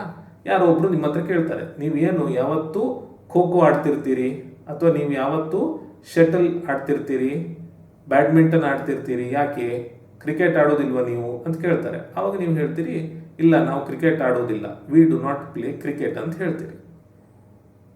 ಆಯ್ತಾ? ಸೊ ಯಾವುದೋ ಒಂದು ಕ್ರಿಯೆಯನ್ನು ನೀವು ಮಾಡುವುದಿಲ್ಲ ಅಂತ ಹೇಳಲಿಕ್ಕೆ ಈ ಸ್ಟ್ರಕ್ಚರನ್ನು ಬಳಸಬೇಕಾಗ್ತದೆ. ಸರಿನಾ? ಈಗ ಇಲ್ಲಿ ನೋಡಿ, ಡೂ ನಾಟ್ 2 ಪದಗಳಿದ್ದು. ಈ 2 ಪದಗಳನ್ನು ನಾವು ಸಣ್ಣ ರೂಪಕ್ಕೆ ತರಬಹುದು ಈ ರೀತಿ. ನಾನು ಸಣ್ಣ ರೂಪಕ್ಕೆ ತರೋದ್ರ ಬಗ್ಗೆ ವಿಡಿಯೋ ಮಾಡಿದ್ದೆ ಅಲ್ವಾ?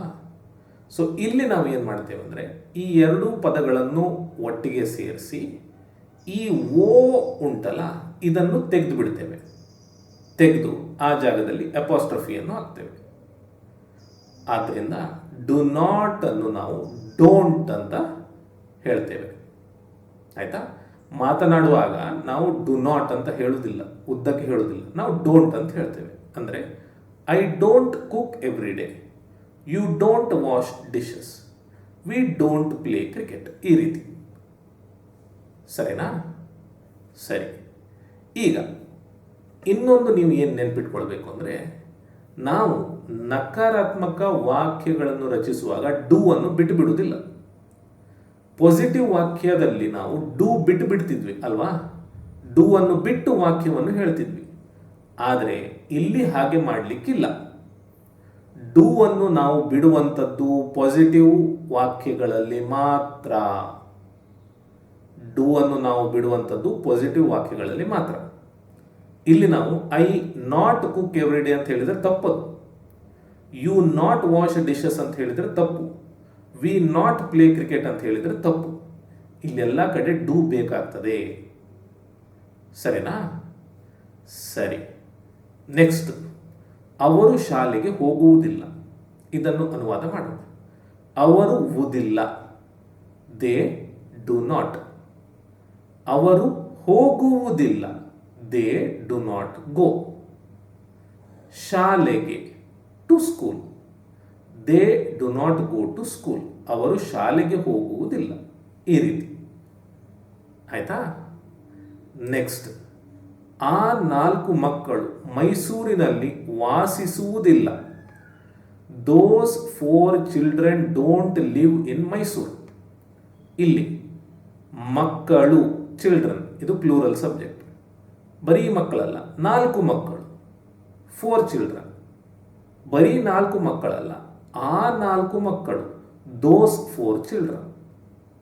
ಆಯ್ತಾ? ದೋಸ್ 4 ಚಿಲ್ಡ್ರನ್ ಅನ್ನುವಂಥದ್ದು ಪ್ಲೂರಲ್ ಸಬ್ಜೆಕ್ಟ್. ವುದಿಲ್ಲ ಅಂತ ಹೇಳಲಿಕ್ಕೆ ಡು ನಾಟ್. ಆಯ್ತಾ? ವಾಸಿಸುವುದಕ್ಕೆ ಲಿವ್. ಮೈಸೂರಿನಲ್ಲಿ ಅಂತ ಹೇಳಲಿಕ್ಕೆ in Mysore. Those 4 children do not live in Mysore. ಈ ರೀತಿ. ಸರಿನಾ? ನೆಕ್ಸ್ಟ್, ಈ ಚಪ್ಪಲಿಗಳು ಸವೆಯುವುದಿಲ್ಲ. These sandals do not wear. ಈ ಚಪ್ಪಲಿಗಳು ಸವೆಯುವುದಿಲ್ಲ, ಇದು ತಗೊಳ್ಳಿ, ಈ ಬ್ರ್ಯಾಂಡಿನ ಈ ಚಪ್ಪಲಿ ಸವೆಯುವುದಿಲ್ಲ, ಇದನ್ನು ತಗೊಳ್ಳಿ ನೀವು ಅಂತ ನೀವು ಹೇಳ್ತಾ ಇರುವಂಥದ್ದು ಅಂತ ತಿಳ್ಕೊಳ್ಬೋದು. ದೀಸ್ ಸ್ಯಾಂಡಲ್ಸ್, ಈ ಚಪ್ಪಲಿಗಳು ಅನ್ನುವಂಥದ್ದು ಪ್ಲೂರಲ್ ಸಬ್ಜೆಕ್ಟ್. ವುದಿಲ್ಲ, ಡು ನಾಟ್. ಸವೆಯುವುದಕ್ಕೆ ವೇರ್ ಅಂತ ಹೇಳ್ತೇವೆ. ಆಯ್ತಾ? ಚಪ್ಪಲಿ ಸವಿಯುವುದು ಅಥವಾ ಯಾವುದೋ ಒಂದು ಸವಿತದಲ್ಲ, ಸವಿಯುವುದಕ್ಕೆ ನಾವು ವೇರ್ ಅಂತ ಹೇಳ್ತೇವೆ. These sandals do not wear ಅಂದರೆ ಈ ಚಪ್ಪಲಿಗಳು ಸವೆಯುವುದಿಲ್ಲ ಅಂತ ಅರ್ಥ. ಸರಿನಾ? ಸೊ ಇದು ನೆಗೆಟಿವ್ ವಾಕ್ಯದ ಸ್ಟ್ರಕ್ಚರ್. ಅರ್ಥ ಆಯ್ತಾ? ನೆಕ್ಸ್ಟ್, ಪ್ರಶ್ನೆಯನ್ನು ಮಾಡಲಿಕ್ಕೆ ನಾವು ಬಳಸುವಂತಹ ಸ್ಟ್ರಕ್ಚರ್ ಇದು. ಮೊದಲಿಗೆ ಡೂ ಬರಬೇಕು, ಆಮೇಲೆ ಇವುಗಳಲ್ಲಿ ಒಂದು ಬರಬೇಕು, ಆಮೇಲೆ ಕ್ರಿಯಾಪದದ ಮೊದಲ ರೂಪ ಬರಬೇಕು. ಆಯ್ತಾ? ಡೂ ಬಂದು ಐ ಬಂದರೆ, ಡೂ ಬಂದು ಐ ಬಂದರೆ ನಾನು ತೇನೆಯೇ ಅಥವಾ ನಾನು ವೆನೆ ಅನ್ನುವ ಅರ್ಥ ಬರ್ತದೆ. ಡೂ ಬಂದು ವಿ ಬಂದರೆ ನಾವು ತೇವೆಯೇ ಅಥವಾ ನಾವು ವೆವೆ ಅನ್ನುವ ಅರ್ಥ ಬರ್ತದೆ. ಡೂ ಬಂದು ಯು ಬಂದರೆ ನೀನು ತೀಯೇ ಅಥವಾ ನೀವು ತೀರೆ ಅನ್ನುವ ಅರ್ಥ ಬರ್ತದೆ. ನೆಕ್ಸ್ಟ್, ಡೂ ಬಂದು ದೇ ಬಂದರೆ ಅವರು ತಾರೆಯೇ ಅಥವಾ ಅವು ತವೆಯೇ ಅನ್ನುವ ಅರ್ಥ ಬರ್ತದೆ. ಸರಿನಾ? ಇವೆಲ್ಲವನ್ನು ನಾವು ಉದಾಹರಣೆ ವಾಕ್ಯಗಳನ್ನು ತೆಗೆದುಕೊಂಡು ಅರ್ಥ ಮಾಡಿಕೊಳ್ಳೋಣ. ಸರಿನಾ? ಮೊದಲಿಗೆ, ನೀನು ಶಾಲೆಗೆ ಹೋಗುತ್ತೀಯೇ ಪ್ರಶ್ನೆ ಅಲ್ವಾ? ಇಲ್ಲಿ ನೀನು ತೀಯೇ ಬಂದಿದೆ. ನೀನು ತೀಯೇ ಇದನ್ನು ಮೊದಲಿಗೆ ಅನುವಾದ ಮಾಡಿದಾಗ ಡು ಯು ಅಂತ ಆಗ್ತದೆ. ನೀನು ತೀಯೇ ಡು ಯು. ಆಮೇಲೆ ತೀಯೇ ಜೊತೆ ಇರುವಂತಹ ಕ್ರಿಯಾಪದ ಹೋಗು. ಹೋಗುವುದಕ್ಕೆ ಇಂಗ್ಲಿಷ್ನಲ್ಲಿ ಗೋ ಅಂತ ಹೇಳ್ತೇವೆ. ಅದನ್ನು ಹಾಕಿದಾಗ ಡು ಯು ಗೋ ಆಗ್ತದೆ. ನೀನು ಹೋಗುತ್ತೀಯೇ, ಡು ಯು ಗೋ. ಡು ಬಂತು, ಡು ಬಂತು, ಯು ಬಂತು, ಯು ಬಂತು, ಗೋ ಬಂತು, ವರ್ಬಿನ ಮೊದಲ ರೂಪ ಬಂತು. ಆಯ್ತಾ? ಇದಿಷ್ಟಾದ್ಮೇಲೆ ಉಳಿದ ಪದಗಳನ್ನು ಅನುವಾದ ಮಾಡಬೇಕು.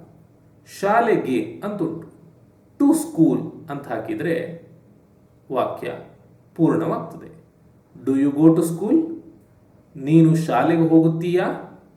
ಈ ರೀತಿ. ಸರಿನಾ? ಇಲ್ಲಿ ನೀವು ಒಂದು ಏನು ನೆನ್ಪಿಟ್ಕೊಳ್ಬೇಕಂದ್ರೆ, ನಾವು ಕನ್ನಡದಲ್ಲಿ ಮಾತನಾಡುವಾಗ ತೀಯಾ ಅಂತ ಕೂಡ ಹೇಳ್ತೇವೆ. ಅಂದರೆ ನೀನು ಶಾಲೆಗೆ ಹೋಗುತ್ತೀಯಾ ಅಂತ ಕೂಡ ಹೇಳ್ತೇವೆ, ನೀನು ಶಾಲೆಗೆ ಹೋಗುತ್ತೀಯೇ ಅಂತ ಕೂಡ ಹೇಳ್ತೇವೆ. ಆಯ್ತಾ? ಸೊ ಇಲ್ಲಿ ತಿ ಯಾ ಕೂಡ ಆಗ್ತದೆ, ತಿ ಯೇ ಕೂಡ ಆಗ್ತದೆ. ಆಯ್ತಾ? ನೀನು ಶಾಲೆಗೆ ಹೋಗುತ್ತೀಯಾ, ನೀನು ಶಾಲೆಗೆ ಹೋಗುತ್ತೀಯೇ. ಸರಿನಾ? ಇದೇ ರೀತಿ ಎಲ್ಲ ವಾಕ್ಯಗಳಿಗೂ.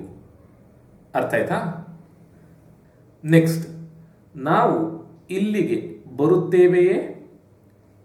Do we come here? ನಾವು ತೇವೆಯೇ ಪ್ರಶ್ನೆ ಅಲ್ವಾ? ನಾವು ತೇವೆಯೇ ಪ್ರಶ್ನೆ ಅಂತ ಗೊತ್ತಾಯಿತು. ಇದನ್ನು ಇಂಗ್ಲಿಷಿಗೆ ಅನುವಾದ ಮಾಡಿದಾಗ ಡು ವಿ ಅಂತ ಆಗ್ತದೆ. ನಾವು ತೇವೆಯೇ ಡು ವಿ. ತೇವೆಯೇ ಜೊತೆ ಇರುವಂತಹ ಪದ ಬರು. ಬರುವುದಕ್ಕೆ ಇಂಗ್ಲಿಷ್ನಲ್ಲಿ ಕಮ್ ಅಂತ ಹೇಳ್ತೇವೆ. ಡು ವಿ ಕಮ್ ಅಂದರೆ ನಾವು ತೇವೆಯೇ. ಡು ವಿ ಕಮ್ ನಾವು ಬರುತ್ತೇವೆಯೇ. ಆಯ್ತಾ? ಆಮೇಲೆ ಉಳಿದಿದ್ದು ಇಲ್ಲಿಗೆ ಅಂತ ಉಂಟು. ಇಲ್ಲಿಗೆ ಅಂತ ಹೇಳಲಿಕ್ಕೆ ಹಿಯರ್ ಅಂತೇಳಿ ಹೇಳ್ತೇವೆ ಅಂತ ಹೇಳಿದ್ದೆ. ಟು ಹಿಯರ್ ಅಂತ ಹೇಳೋದಿಲ್ಲ ನಾವು ಅಲ್ವಾ? ಡು ವಿ ಕಮ್ ಹಿಯರ್ ನಾವು ಇಲ್ಲಿಗೆ ಬರುತ್ತೇವೆಯೇ. ಡು ಬಂತು, ಡು ಬಂತು, ವಿ ಬಂತು, ವಿ ಬಂತು, ಕಮ್ ಬಂತು, ವರ್ಬಿನ ಮೊದಲ ರೂಪ ಬಂತು. ಸರಿನಾ? ನೆಕ್ಸ್ಟ್, ಅವರು ದೇವರಲ್ಲಿ ನಂಬುತ್ತಾರೆಯೇ? Do they believe in God? ಅವರು ತಾರೆಯೇ. ಇದನ್ನು ಇಂಗ್ಲಿಷಿಗೆ ಅನುವಾದ ಮಾಡಿದಾಗ ಡು ದೇ ಆಗ್ತದೆ. ಅವರು ತಾರೆಯೇ. ನೆಕ್ಸ್ಟ್, ತಾರೆಯೇ ಜೊತೆ ಇರುವಂತಹ ಪದ ನಂಬು. ನಂಬುವುದಕ್ಕೆ ಇಂಗ್ಲಿಷ್ನಲ್ಲಿ ಬಿಲೀವ್ ಅಂತ ಹೇಳ್ತೇವೆ. ಡು ದೇ ಬಿಲೀವ್ ಅಂದರೆ ಅವರು ನಂಬುತ್ತಾರೆಯೇ ಅಂತ. ಡು ಬಂತು, ಡು ಬಂತು, ದೇ ಬಂತು, ದೇ ಬಂತು, ಬಿಲೀವ್ ಬಂತು, ವರ್ಬಿನ ಮೊದಲ ರೂಪ ಬಂತು. ಆಮೇಲೆ ಉಳಿದಿದ್ದು ದೇವರಲ್ಲಿ ಅಂತ. ಇನ್ ಗಾಡ್ ಅಂದರೆ ದೇವರಲ್ಲಿ. Do they believe in God? ಅವರು ದೇವರಲ್ಲಿ ನಂಬುತ್ತಾರೆಯೇ? ಈ ರೀತಿ. ಸರಿನಾ? ನೆಕ್ಸ್ಟ್, ರಾತ್ರಿಯಲ್ಲಿ ನಕ್ಷತ್ರಗಳು ಮಿನುಗುತ್ತವೆಯೇ? ರಾತ್ರಿಯಲ್ಲಿ ನಕ್ಷತ್ರಗಳು ಮಿನುಗುತ್ತವೆಯೇ? ಈಗ ನಕ್ಷತ್ರಗಳು ಈ ವಾಕ್ಯದ ಸಬ್ಜೆಕ್ಟ್. ಆಯ್ತಾ? ನಕ್ಷತ್ರಗಳು ರಾತ್ರಿಯಲ್ಲಿ ಮಿನುಗುತ್ತವೆಯೇ? ರಾತ್ರಿಯಲ್ಲಿ ನಕ್ಷತ್ರಗಳು ಮಿನುಗುತ್ತವೆ. ಕನ್ನಡದಲ್ಲಿ ಈ ಎರಡು ಪದಗಳು ಆಚೆ ಈಚೆ ಆದರೂ ತೊಂದರೆ ಇಲ್ಲ, ಅರ್ಥ ಆಗ್ತದೆ ನಮಗೆ. ಅಲ್ವಾ? ಆದರೆ ಇಂಗ್ಲೀಷಿಗೆ ಅನುವಾದ ಮಾಡುವಾಗ ನಿಮಗೆ ಸಬ್ಜೆಕ್ಟ್ ಯಾವುದು ಅಂತ ಗೊತ್ತಿರಬೇಕು ಸರಿಯಾಗಿ. ಸರಿನಾ? ನಕ್ಷತ್ರಗಳು ತವೆಯೇ, ಡು ಸ್ಟಾರ್ಸ್. ಇಲ್ಲಿ ನಕ್ಷತ್ರಗಳು ಪ್ಲೂರಲ್ ಸಬ್ಜೆಕ್ಟ್. ಆಯ್ತಾ? ಡು ಸ್ಟಾರ್ಸ್, ನಕ್ಷತ್ರಗಳು ತವೆಯೇ. ಏನು ತವೆಯೇ? ಮಿನುಗು. ಮಿನುಗುದಕ್ಕೆ ಇಂಗ್ಲಿಷ್ನಲ್ಲಿ ಟ್ವಿಂಕಲ್ ಅಂತೇಳಿ ಹೇಳ್ತೇವೆ. ಡು ಸ್ಟಾರ್ಸ್ ಟ್ವಿಂಕಲ್, ನಕ್ಷತ್ರಗಳು ಮಿನುಗುತ್ತವೆಯೇ. ಆಮೇಲೆ ಉಳಿದಿದ್ದು ರಾತ್ರಿಯಲ್ಲಿ, ಆಟ್ ನೈಟ್. ನಾವು ನೈಟ್ ಎಲ್ಲ ಬಂದಾಗ ಆಟ್ ಅನ್ನು ಬಳಸ್ತೇವೆ. ಆಯ್ತಾ? ಇದರ ಬಗ್ಗೆ ಮುಂದೆ ಹೇಳ್ತೇನೆ, ಈಗ ಅಗತ್ಯ ಇಲ್ಲ. Do stars twinkle at night, ರಾತ್ರಿಯಲ್ಲಿ ನಕ್ಷತ್ರಗಳು ಮಿನುಗುತ್ತವೆಯೇ. ಡು ಬಂತು, ಸ್ಟಾರ್ಸ್ ಪ್ಲೂರಲ್ ಸಬ್ಜೆಕ್ಟ್, ಟ್ವಿಂಕಲ್ ವರ್ಬಿನ ಮೊದಲ ರೂಪ. ಆಯ್ತಾ? ನೆಕ್ಸ್ಟ್, ನಿಮ್ಮ ಮಕ್ಕಳು ಕ್ಯಾರೆಟ್ ತಿನ್ನುತ್ತಾರೆಯೇ. Do your children eat carrots. ಇಲ್ಲಿ ನಿಮ್ಮ ಮಕ್ಕಳು ಅನ್ನುವಂಥದ್ದು ಪ್ಲೂರಲ್ ಸಬ್ಜೆಕ್ಟ್. ತಾರೆಯೇ ಬಂದಿದೆ. ನಿಮ್ಮ ಮಕ್ಕಳು ತಾರೆಯೇ, ಡೂ ಯೋರ್ ಚಿಲ್ಡ್ರನ್. ಆಯ್ತಾ? ಆಮೇಲೆ ಏನು? ತಾರೆಯ ಜೊತೆ ಇರುವಂತಹ ಕ್ರಿಯಾಪದ ತಿನ್ನು, ಈಟ್. ಡೂ ಯೋರ್ ಚಿಲ್ಡ್ರನ್ ಈಟ್, ನಿಮ್ಮ ಮಕ್ಕಳು ತಿನ್ನುತ್ತಾರೆಯೇ. ಏನನ್ನು? ಕ್ಯಾರೆಟ್ ಅನ್ನು, ಕ್ಯಾರೆಟ್ಸ್. ಈಗ ಇಲ್ಲಿ ಎಸ್ ಹಾಕಿ ಪ್ಲೂರಲ್ ಮಾಡಿದ್ದೇವೆ, ಅಂದರೆ ಕ್ಯಾರೆಟ್ಗಳು ಅಂತ ಅರ್ಥ. ಕ್ಯಾರೆಟ್ ಅಂತ ಹಾಕಿದಾಗ ಒಂದೇ ಕ್ಯಾರೆಟ್ ಅಂತ ಆಯ್ತು. ಆಯ್ತಾ? ಕ್ಯಾರೆಟ್ಸ್ ಅಂದರೆ ನೀವು ಕೇಳ್ತಾ ಇದ್ದೀರಿ, ನಿಮ್ಮ ಮಕ್ಕಳಿಗೆ ಕ್ಯಾರೆಟ್ ಅನ್ನು ತಿನ್ನುವ ಅಭ್ಯಾಸ ಇದೆಯಾ ಅಂತ ಹೇಳಿ. ಸರಿನಾ? ನೆಕ್ಸ್ಟ್, ಈ ಫ್ಯಾನ್ಗಳು ಕೆಲಸ ಮಾಡುತ್ತವೆಯೇ. Do these fans work. ಇಲ್ಲಿ ಈ ಫ್ಯಾನ್ಸ್ ಅನ್ನುವಂಥದ್ದು ಪ್ಲೂರಲ್ ಸಬ್ಜೆಕ್ಟ್. ಈ ಫ್ಯಾನ್ಸ್ ತವೆಯೇ, ಡು ದೀಸ್ ಫ್ಯಾನ್ಸ್. ಆಮೇಲೆ ಏನುಂಟು? ತವೆಯ ಜೊತೆ ಕೆಲಸ ಮಾಡುವಂಥದ್ದು. ಕೆಲಸ ಮಾಡೋದಕ್ಕೆ ವರ್ಕ್ ಅಂತೇಳಿ ಹೇಳ್ತೇವೆ. ಡು ದೀಸ್ ಫ್ಯಾನ್ಸ್ ವರ್ಕ್, ಈ ಫ್ಯಾನ್ಗಳು ಕೆಲಸ ಮಾಡುತ್ತವೆಯೇ. ಈ ರೀತಿ ಡು ಬಂತು, ದೀಸ್ ಫ್ಯಾನ್ಸ್ ಬಂತು, ಪ್ಲೂರಲ್ ಸಬ್ಜೆಕ್ಟ್ ಬಂತು, ವರ್ಕ್ ಬಂತು, ವರ್ಬಿನ ಮೊದಲ ರೂಪ ಬಂತು. ಸರಿನಾ? ಸೊ ಈ ರೀತಿ ನಾವು ಪ್ರಶ್ನೆಯನ್ನು ರಚಿಸ್ತೇವೆ. ಆಯ್ತಾ? ನೆಕ್ಸ್ಟ್, ನಕಾರಾತ್ಮಕ ಪ್ರಶ್ನೆಗಳನ್ನು ರಚಿಸಲಿಕ್ಕೆ ನಾವು ಬಳಸುವಂತಹ ಸ್ಟ್ರಕ್ಚರ್ ಇದು. ಮೊದಲಿಗೆ ಡು ಬರಬೇಕು, ಆಮೇಲೆ ಇವುಗಳಲ್ಲಿ ಒಂದು ಬರಬೇಕು, ಆಮೇಲೆ ನಾಟ್ ಬರಬೇಕು, ಆಮೇಲೆ ವರ್ಬಿನ ಮೊದಲ ರೂಪ ಬರಬೇಕು. ಆಯ್ತಾ? ಉದಾಹರಣೆಗಳನ್ನು ನೋಡೋಣ. ನೀವು ಮಾರುಕಟ್ಟೆಯಲ್ಲಿ ಖರೀದಿಸುವುದಿಲ್ಲವೇ. ನೀವು ಮಾರುಕಟ್ಟೆಯಲ್ಲಿ ಖರೀದಿಸುವುದಿಲ್ಲವೇ. ಈ ರೀತಿ ನಕಾರಾತ್ಮಕ ಪ್ರಶ್ನೆ. ಆಯ್ತಾ? ಮೊದಲಿಗೆ ನೀವು ವುದಿಲ್ಲವೇ ಅನ್ನೋದನ್ನು ಇಂಗ್ಲಿಷಿಗೆ ಅನುವಾದ ಮಾಡಬೇಕು. ವುದಿಲ್ಲವೇ, ನೀವು ವುದಿಲ್ಲವೇ. ಇದನ್ನು ನಾವು ಇಂಗ್ಲಿಷ್ನಲ್ಲಿ ಡು ಯು ನಾಟ್ ಅಂತ ಹೇಳ್ತೇವೆ. ಆಯ್ತಾ? Do you not, do you not. ಆಯ್ತಾ? ಯು ಯಾಕಂದ್ರೆ ಯು ಬಂದಿದೆ ಮೊದಲಿಗೆ. ಆಯ್ತಾ? ವುದಿಲ್ಲವೇ ನೋಡಿ ನಮಗೆ ಗೊತ್ತಾಯಿತು ಇದು ನಕಾರಾತ್ಮಕ ಪ್ರಶ್ನೆ ಅಂತ ಹೇಳಿ. ಸ್ಟ್ರಕ್ಚರ್ ಗೊತ್ತುಂಟು ಇದೆ ಅಂತ ಹೇಳಿ ಅಲ್ವಾ? ಹಾಗಾಗಿ ಡು ಯು ನಾಟ್ ಅಂತ ಹಾಕ್ತೇವೆ. ಡು ಯು ನಾಟ್ ಅಂದರೆ ನೀವು ವುದಿಲ್ಲವೇ ಅಂತ. ನೆಕ್ಸ್ಟ್, ವುದಿಲ್ಲವೇ ಜೊತೆ ಇರುವಂತಹ ಪದ ಖರೀದಿಸು. ಖರೀದಿಸುವುದಕ್ಕೆ ಇಂಗ್ಲಿಷ್ನಲ್ಲಿ ಬೈ ಅಂತ ಹೇಳ್ತೇವೆ. ಇದು ವರ್ಬಿನ ಮೊದಲ ರೂಪ. ಡು ಯು ನಾಟ್ ಬೈ ಅಂದರೆ ನೀವು ಖರೀದಿಸುವುದಿಲ್ಲವೇ ಅಂತ. ಮಾರುಕಟ್ಟೆಯಲ್ಲಿ ಅಂದರೆ ಇನ್ ದ ಮಾರ್ಕೆಟ್. ಆಯ್ತಾ? Do you not buy in the market, ನೀವು ಮಾರುಕಟ್ಟೆಯಲ್ಲಿ ಖರೀದಿಸುವುದಿಲ್ಲವೇ. ಈ ರೀತಿ. ಸರಿನಾ? ಈಗ ನಾವು ಈ ವಾಕ್ಯವನ್ನು ಈ ರೀತಿ ಸಣ್ಣದಾಗಿ ಮಾಡಿ ಇಂಗ್ಲಿಷ್ನಲ್ಲಿ ಸಾಮಾನ್ಯವಾಗಿ ಮಾತನಾಡ್ತೇವೆ. ಆಯ್ತಾ? ನಾವೇನು ಮಾಡ್ತೇವೆ ಅಂದರೆ ಈ ನಾಟ್ ಅನ್ನು ಈಚೆ ತಗೊಂಡು ಬಂದು ಡು ಜೊತೆ ಸೇರಿಸ್ತೇವೆ. ಸೇರಿಸಿ ಡೋಂಟ್ ಮಾಡ್ತೇವೆ. ಆಯ್ತಾ? ಈ ನಾಟ್ ಈಚೆಗೆ ಬಂದು ಡು ಜೊತೆ ಸೇರಿಕೊಂಡು ಡೋಂಟ್ ಆಗ್ತದೆ. Don't.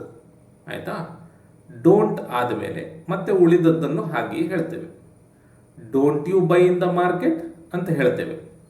Do you not buy in the market ಅನ್ನು ನಾವು don't you buy in the market ಅಂತ ಹೇಳ್ತೇವೆ. ಸರಿನಾ?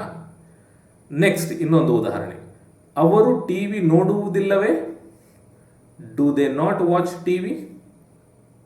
ಇದು ಈ ರೀತಿ ಹೇಳ್ತೇವೆ, ಡೋಂಟ್ ದೇ ವಾಚ್ ಟಿವಿ ಅಂತ. ಆಯ್ತಾ? ಮೊದಲಿಗೆ ನೀವು ಅವರು ವುದಿಲ್ಲವೇ ಅನ್ನೋದನ್ನು ಇಂಗ್ಲಿಷಿಗೆ ಅನುವಾದ ಮಾಡಬೇಕು.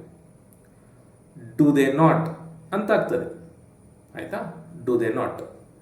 ನೆಕ್ಸ್ಟ್ ವುದಿಲ್ಲವೇ ಜೊತೆ ಇರುವಂಥದ್ದು ನೋಡು, ಅದಕ್ಕೆ ವಾಚ್ ಅಂತ ಹೇಳ್ತೇವೆ. ಡು ದೇ ನಾಟ್ ವಾಚ್ ಅಂದರೆ ಅವರು ನೋಡುವುದಿಲ್ಲವೇ ಅಂತ. ಏನನ್ನ? ಟಿವಿಯನ್ನು. ಟಿವಿ ಈ ರೀತಿ. Do they not watch TV ಅಥವಾ ಡೋಂಟ್ ದೇ ವಾಚ್ ಟಿವಿ ಈ ರೀತಿ. ಸರಿನಾ? ನೆಕ್ಸ್ಟ್, ನಿಮ್ಮ ಹಸುಗಳು ಹಾಲು ಕೊಡುವುದಿಲ್ಲವೇ? ನಿಮ್ಮ ಹಸುಗಳು ಹಾಲು ಕೊಡುವುದಿಲ್ಲವೇ? ಇಲ್ಲಿ ವುದಿಲ್ಲವೇ ಬಂತು, ನಕಾರಾತ್ಮಕ ಪ್ರಶ್ನೆ ಅಂತ ಗೊತ್ತಾಯಿತು. ನಿಮ್ಮ ಹಸುಗಳು ಅಂತ ಉಂಟು, ಇದು ಪ್ಲೂರಲ್ ಸಬ್ಜೆಕ್ಟ್ ಅಂತ ಗೊತ್ತಾಯಿತು ಅಲ್ವಾ? ಸೊ ಇದನ್ನು ಈಗ ಮೊದಲಿಗೆ ಅನುವಾದ ಮಾಡಿಕೊಳ್ಳಿ. ಮಾಡಿದಾಗ ಡೂ ಯೋರ್ ಕೌಸ್ ನಾಟ್ ಅಂತ ಆಗ್ತದೆ. ಡೂ ಬಂತು, ಡೂ ಬಂತು, ಯೋರ್ ಕೌಸ್ ಪ್ಲೂರಲ್ ಸಬ್ಜೆಕ್ಟ್, ಆಮೇಲೆ ನಾಟ್, ಆಮೇಲೆ ನಾಟ್. ಆಯ್ತಾ? ನಿಮ್ಮ ಹಸುಗಳು ವುದಿಲ್ಲವೇ ಆಯಿತು. ವುದಿಲ್ಲವೇ ಜೊತೆ ಇರುವಂತಹ ಕ್ರಿಯಾಪದ ಕೊಡು. ಕೊಡುವುದಕ್ಕೆ ಇಂಗ್ಲಿಷಲ್ಲಿ ಗಿವ್ ಅಂತ ಹೇಳ್ತೇವೆ. Do your cows not give ಅಂದರೆ ನಿಮ್ಮ ಹಸುಗಳು ಕೊಡುವುದಿಲ್ಲವೇ ಅಂತಾಯ್ತು. ಉಳಿದ ಪದ ಹಾಲು, ಹಾಲಿಗೆ ಮಿಲ್ಕ್ ಅಂತ ಹೇಳ್ತೇವೆ. ಆವಾಗ do your cows not give milk ಅಂತ ಆಗ್ತದೆ. ಈಗ ಇದೊಂದು ಪೂರ್ತಿಯಾದ ನಕಾರಾತ್ಮಕ ಪ್ರಶ್ನೆ ಆಗ್ತದೆ. ಸರಿನಾ? ಇದನ್ನು ನಾವು ಸಣ್ಣಕ್ಕೆ ಈ ರೀತಿ ಹೇಳ್ತೇವೆ, don't your cows give milk, don't your cows give milk ಅಂತ ಹೇಳ್ತೇವೆ. ಸರಿನಾ? ನೆಕ್ಸ್ಟ್, ಈ ಲೇಖನಿಗಳು ಬರೆಯುವುದಿಲ್ಲವೇ? ಈ ಲೇಖನಿಗಳು ಬರೆಯುವುದಿಲ್ಲವೇ? ಈ ಲೇಖನಿಗಳು ಅನ್ನುವಂಥದ್ದು ಪ್ಲೂರಲ್ ಸಬ್ಜೆಕ್ಟ್. ಆಯ್ತಾ? ವುದಿಲ್ಲವೇ ಬಂದಿದೆ, ನಕಾರಾತ್ಮಕ ಪ್ರಶ್ನೆ ಅಂತ ಗೊತ್ತಾಯಿತು. ಇದನ್ನು ಮೊದಲಿಗೆ ಅನುವಾದ ಮಾಡೋಣ ಇಂಗ್ಲಿಷಿಗೆ. ಮಾಡಿದಾಗ ಡೂ ದೀಸ್ ಪೆನ್ಸ್ ನಾಟ್ ಅಂತ ಆಗ್ತದೆ. ಡೂ ಬಂತು, ಡೂ ಬಂತು, ದೀಸ್ ಪೆನ್ಸ್ ಪ್ಲೂರಲ್ ಸಬ್ಜೆಕ್ಟ್ ಬಂತು, ನಾಟ್ ಬಂತು, ನಾಟ್ ಬಂತು. ಆವಾಗ ಈ ಲೇಖನಿಗಳು ವುದಿಲ್ಲವೇ ಅಂತ ಆಯಿತು. ನೆಕ್ಸ್ಟ್, ವುದಿಲ್ಲವೇ ಜೊತೆ ಇರುವಂತಹ ಕ್ರಿಯಾಪದ ಬರೆ ಅಂತ. ಬರೆಯುವುದಕ್ಕೆ ಇಂಗ್ಲಿಷ್ನಲ್ಲಿ ರೈಟ್ ಅಂತ ಹೇಳ್ತೇವೆ. ಹೇಳಿದಾಗ do these pens not write ಅಂತ ಆಗ್ತದೆ. ಅಂದರೆ ಈ ಲೇಖನಿಗಳು ಬರೆಯುವುದಿಲ್ಲವೇ ಅಂತ. ಇದನ್ನು ನಾವು ಸಣ್ಣಕ್ಕೆ ಡೋಂಟ್ ದೀಸ್ ಪೆನ್ಸ್ ರೈಟ್ ಅಂತ ಹೇಳ್ತೇವೆ. ಡೋಂಟ್ ದೀಸ್ ಪೆನ್ಸ್ ರೈಟ್ ಅಂತ ಹೇಳ್ತೇವೆ. ಸರಿನಾ? ಸರಿ, ಇಷ್ಟು ನಿಮಗೆ ಅರ್ಥ ಆಗಿದೆ ಅಂತ ನಾನು ತಿಳ್ಕೊಂಡಿದ್ದೇನೆ. ಇಲ್ಲಿ ನಾನು ಈ ವಿಡಿಯೋಲ್ಲಿ ಹೇಳಿಕೊಟ್ಟಂತಹ ಸ್ಟ್ರಕ್ಚರ್ಗಳನ್ನು ಬರೆದಿದ್ದೇನೆ. ಆಯಿತಾ? ಪಾಸಿಟಿವ್ ವಾಕ್ಯದ ಸ್ಟ್ರಕ್ಚರ್ ಇದು, ಉದಾಹರಣೆ ಇಲ್ಲುಂಟು. ಪ್ರಶ್ನೆಯ ಸ್ಟ್ರಕ್ಚರ್ ಇದು, ಉದಾಹರಣೆ ಇಲ್ಲುಂಟು. ನಕಾರಾತ್ಮಕ ವಾಕ್ಯದ ಸ್ಟ್ರಕ್ಚರ್ ಇದು, ಉದಾಹರಣೆ ಇಲ್ಲುಂಟು. ನಕಾರಾತ್ಮಕ ಪ್ರಶ್ನೆಯ ಸ್ಟ್ರಕ್ಚರ್ ಇದು, ಉದಾಹರಣೆ ಇಲ್ಲುಂಟು. ಆಯಿತಾ? ಇಲ್ಲಿ ನೀವು ಏನು ನೆನಪಿಟ್ಕೊಳ್ಬೇಕು ಅಂದರೆ, ಈ ಒಂದು ಪ್ಲೂರಲ್ ಸಬ್ಜೆಕ್ಟ್ ಆದಮೇಲೆ ಒಂದು ಡೂ ಉಂಟು, ಆಮೇಲೆ ಗಿವ್ ಉಂಟು ಅಂತ. ಆಯಿತಾ? ಪಾಸಿಟಿವ್ ವಾಕ್ಯದಲ್ಲಿ ಡೂ ಅನ್ನು ಹೇಳುವುದಿಲ್ಲ, ಆದರೆ ಮತ್ತೆ ಉಳಿದ ಎಲ್ಲ ಕಡೆ ನಾವು ಡೂ ಅನ್ನು ಹೇಳ್ತೇವೆ. ಸರಿನಾ? ಹಾಗೂ ಸ್ಟ್ರಕ್ಚರನ್ನು ನೋಡಿದರೆ ನೀವು ಮೊದಲ ಎರಡು ಪದಗಳಲ್ಲಿ ಮಾತ್ರ ವ್ಯತ್ಯಾಸ ಕಾಣೋದು ನಿಮಗೆ. ಇಲ್ಲಿ ಫಸ್ಟ್ ಸಬ್ಜೆಕ್ಟ್ ಬಂತು, ಆಮೇಲೆ ಡೂ ಬಂತು. ಆದರೆ ಇಲ್ಲಿ ನಾವು ಡೂ ಅನ್ನು ಹೇಳೋದಿಲ್ಲ ಅಷ್ಟೇ. ಇಲ್ಲಿ ಡೂ ಬಂತು, ಸಬ್ಜೆಕ್ಟ್ ಬಂತು. ಇಲ್ಲಿ ಫಸ್ಟ್ ಸಬ್ಜೆಕ್ಟ್ ಬಂತು, ಡೂ ಬಂತು. ಇಲ್ಲಿ ಡೂ ಬಂತು, ಸಬ್ಜೆಕ್ಟ್ ಬಂತು. ಅರ್ಥ ಆಯ್ತಾ? ಸರಿ, ಇನ್ನು ಪ್ರಶ್ನೆಯನ್ನು ರಚಿಸಲಿಕ್ಕೆ ನಾವು ಪ್ರಶ್ನೆ ಹಾಗೂ ನಕಾರಾತ್ಮಕ ಪ್ರಶ್ನೆಯ ಸ್ಟ್ರಕ್ಚರ್ನ ಮೊದಲು ಈ ಎಲ್ಲ ಪದಗಳನ್ನು ಹಾಕ್ತೇವೆ. ವೆನ್, ವಾಟ್, ವೈ, ಹೌ ಇಂಥದ್ದನ್ನು. ಇದರ ಬಗ್ಗೆ ಕೂಡ ನಾನು ಮುಂಚೆ ಹೇಳಿದ್ದೇನೆ ಅಲ್ವಾ? ಇಲ್ಲಿಯೂ ಕೂಡ ಅದೇ ನಿಯಮವನ್ನು ಬಳಸ್ಬೋದು. ಉದಾಹರಣೆಗೆ, when do you go home ಅಂದರೆ ನೀವು ಯಾವಾಗ ಮನೆಗೆ ಹೋಗುತ್ತೀರಿ. ನೀವು ಯಾವಾಗ ಮನೆಗೆ ಹೋಗುತ್ತೀರಿ. When do you go home. ಈ ವೆನ್ ಬಿಟ್ಟುಬಿಟ್ರೆ ಇದೊಂದು ಪ್ರಶ್ನೆ ಆಗ್ತದೆ. ಡು ಯು ಗೋ ಹೋಮ್ ಅಂತ ಅಂದರೆ ನೀವು ಮನೆಗೆ ಹೋಗುತ್ತೀರಾ ಅಥವಾ ನೀವು ಮನೆಗೆ ಹೋಗುತ್ತೀರೇ ಅಂತ. ಆಯ್ತಾ? ವೆನ್ ಅನ್ನು ಹಾಕಿದಾಗ ನೀವು ಯಾವಾಗ ಮನೆಗೆ ಹೋಗುತ್ತೀರಿ ಅಂತ ಆಗ್ತದೆ. ಆಯ್ತಾ? Next, how do you manage this company. ನೀವು ಈ ಕಂಪನಿಯನ್ನು ಹೇಗೆ ನಿರ್ವಹಿಸುತ್ತೀರಿ. ಇಲ್ಲಿ ಹೌ ಬಂದಿದೆ, ಒಂದು ಪ್ರಶ್ನೆಯ ಸ್ಟ್ರಕ್ಚರ್ನ ಮೊದಲು. ಆಯ್ತಾ? Next, why don't you try. ನೀವು ಏಕೆ ಪ್ರಯತ್ನಿಸುವುದಿಲ್ಲ. ನೀವು ಏಕೆ ಪ್ರಯತ್ನಿಸಬಾರದು. ನೋಡಿ, ಕೆಲವೊಮ್ಮೆ ಒಂದು ವಾಕ್ಯಕ್ಕೆ ಎರಡು ಅರ್ಥಗಳು ಬರ್ತವೆ. ಇಲ್ಲಿ ವೈ ಡೋಂಟ್ ಯು ಟ್ರೈ ಅಂದರೆ ಈ ಅರ್ಥವೂ ಆಗ್ತದೆ, ಈ ಅರ್ಥವೂ ಆಗ್ತದೆ. ಆಯ್ತಾ? ಸೊ ಇದ್ರ ಬಗ್ಗೆ ನೀವು ಹೆಚ್ಚು ತಲೆಬಿಸಿ ಮಾಡ್ಕೊಳ್ಬೇಡಿ. ಸರಿನಾ? ನೀವು ಏಕೆ ಪ್ರಯತ್ನಿಸುವುದಿಲ್ಲ. Why don't you try. ಇಲ್ಲಿ ಡೋಂಟ್ ಯು ಟ್ರೈ ಅನ್ನುವಂಥದ್ದು ನಕಾರಾತ್ಮಕ ಪ್ರಶ್ನೆಯ ಸ್ಟ್ರಕ್ಚರ್. ಅದರ ಮೊದಲು ವೈ ಬಂದಿದೆ. ಆಯ್ತಾ? Next, what do they do. ಅವರು ಏನು ಮಾಡುತ್ತಾರೆ. ಅವರು ಏನು ಮಾಡುತ್ತಾರೆ. ಇಲ್ಲಿ ನೋಡಿ, ಡೂ ಬಂದಿದೆ, ಡೂ ಬಂದಿದೆ. ಈ ಡೂ ಉಂಟಲ್ಲ, ಇದು ಮುಖ್ಯವಾದ ಕ್ರಿಯಾಪದ, ಮೇನ್ ಕ್ರಿಯಾಪದ. ಇದರ ಅರ್ಥ ಮಾಡುವುದು ಅಂತ. ಡೂ ಅಂದರೆ ಮಾಡು. ಇದು ಹೆಲ್ಪಿಂಗ್ ವರ್ಬ್. Helping verb. ಆಯ್ತಾ? What do they do. ಅವರು ಏನು ಮಾಡುತ್ತಾರೆ. ಸರಿನಾ? Next, where do you live in India. ನೀವು ಭಾರತದಲ್ಲಿ ಎಲ್ಲಿ ವಾಸಿಸುತ್ತೀರಿ. Where do you live in India. ಈ ರೀತಿ. ಸರಿನಾ? ಸರಿ. ಸೊ ಇದು ಡೂನ ಸ್ಟ್ರಕ್ಚರ್. ಈಗ ನಿಮಗೆ ಒಂದು ಎಕ್ಸಸೈಸ್ ಉಂಟಿಲ್ಲಿ. ನೀವಾಗಿಯೇ ಒಂದು ಕನ್ನಡದಲ್ಲಿ ಹಾಗೂ ಇಂಗ್ಲಿಷಿನಲ್ಲಿ ಪಾಸಿಟಿವ್ ವಾಕ್ಯ, ನೆಗೆಟಿವ್ ವಾಕ್ಯ, ಪ್ರಶ್ನೆ, ನಕಾರಾತ್ಮಕ ಪ್ರಶ್ನೆ ಹಾಗೂ ಪ್ರಶ್ನಾರ್ಥಕಗಳನ್ನು ಬಳಸಿಕೊಂಡು ಪ್ರಶ್ನೆಯನ್ನು ರಚಿಸಿ ಕಮೆಂಟ್ ಬಾಕ್ಸ್ನಲ್ಲಿ ಅದನ್ನು ಇಂಗ್ಲಿಷಿಗೆ ಅನುವಾದ ಮಾಡಿ ಹಾಕಬೇಕು. ಆಯ್ತಾ? ನೀವು ಕನ್ನಡ ವಾಕ್ಯವನ್ನು ಹಾಕಬೇಕು, ಇಂಗ್ಲಿಷ್ ವಾಕ್ಯವನ್ನು ಹಾಕಬೇಕು. ನಾನು ಓದ್ತೇನೆ. ಸರಿನಾ?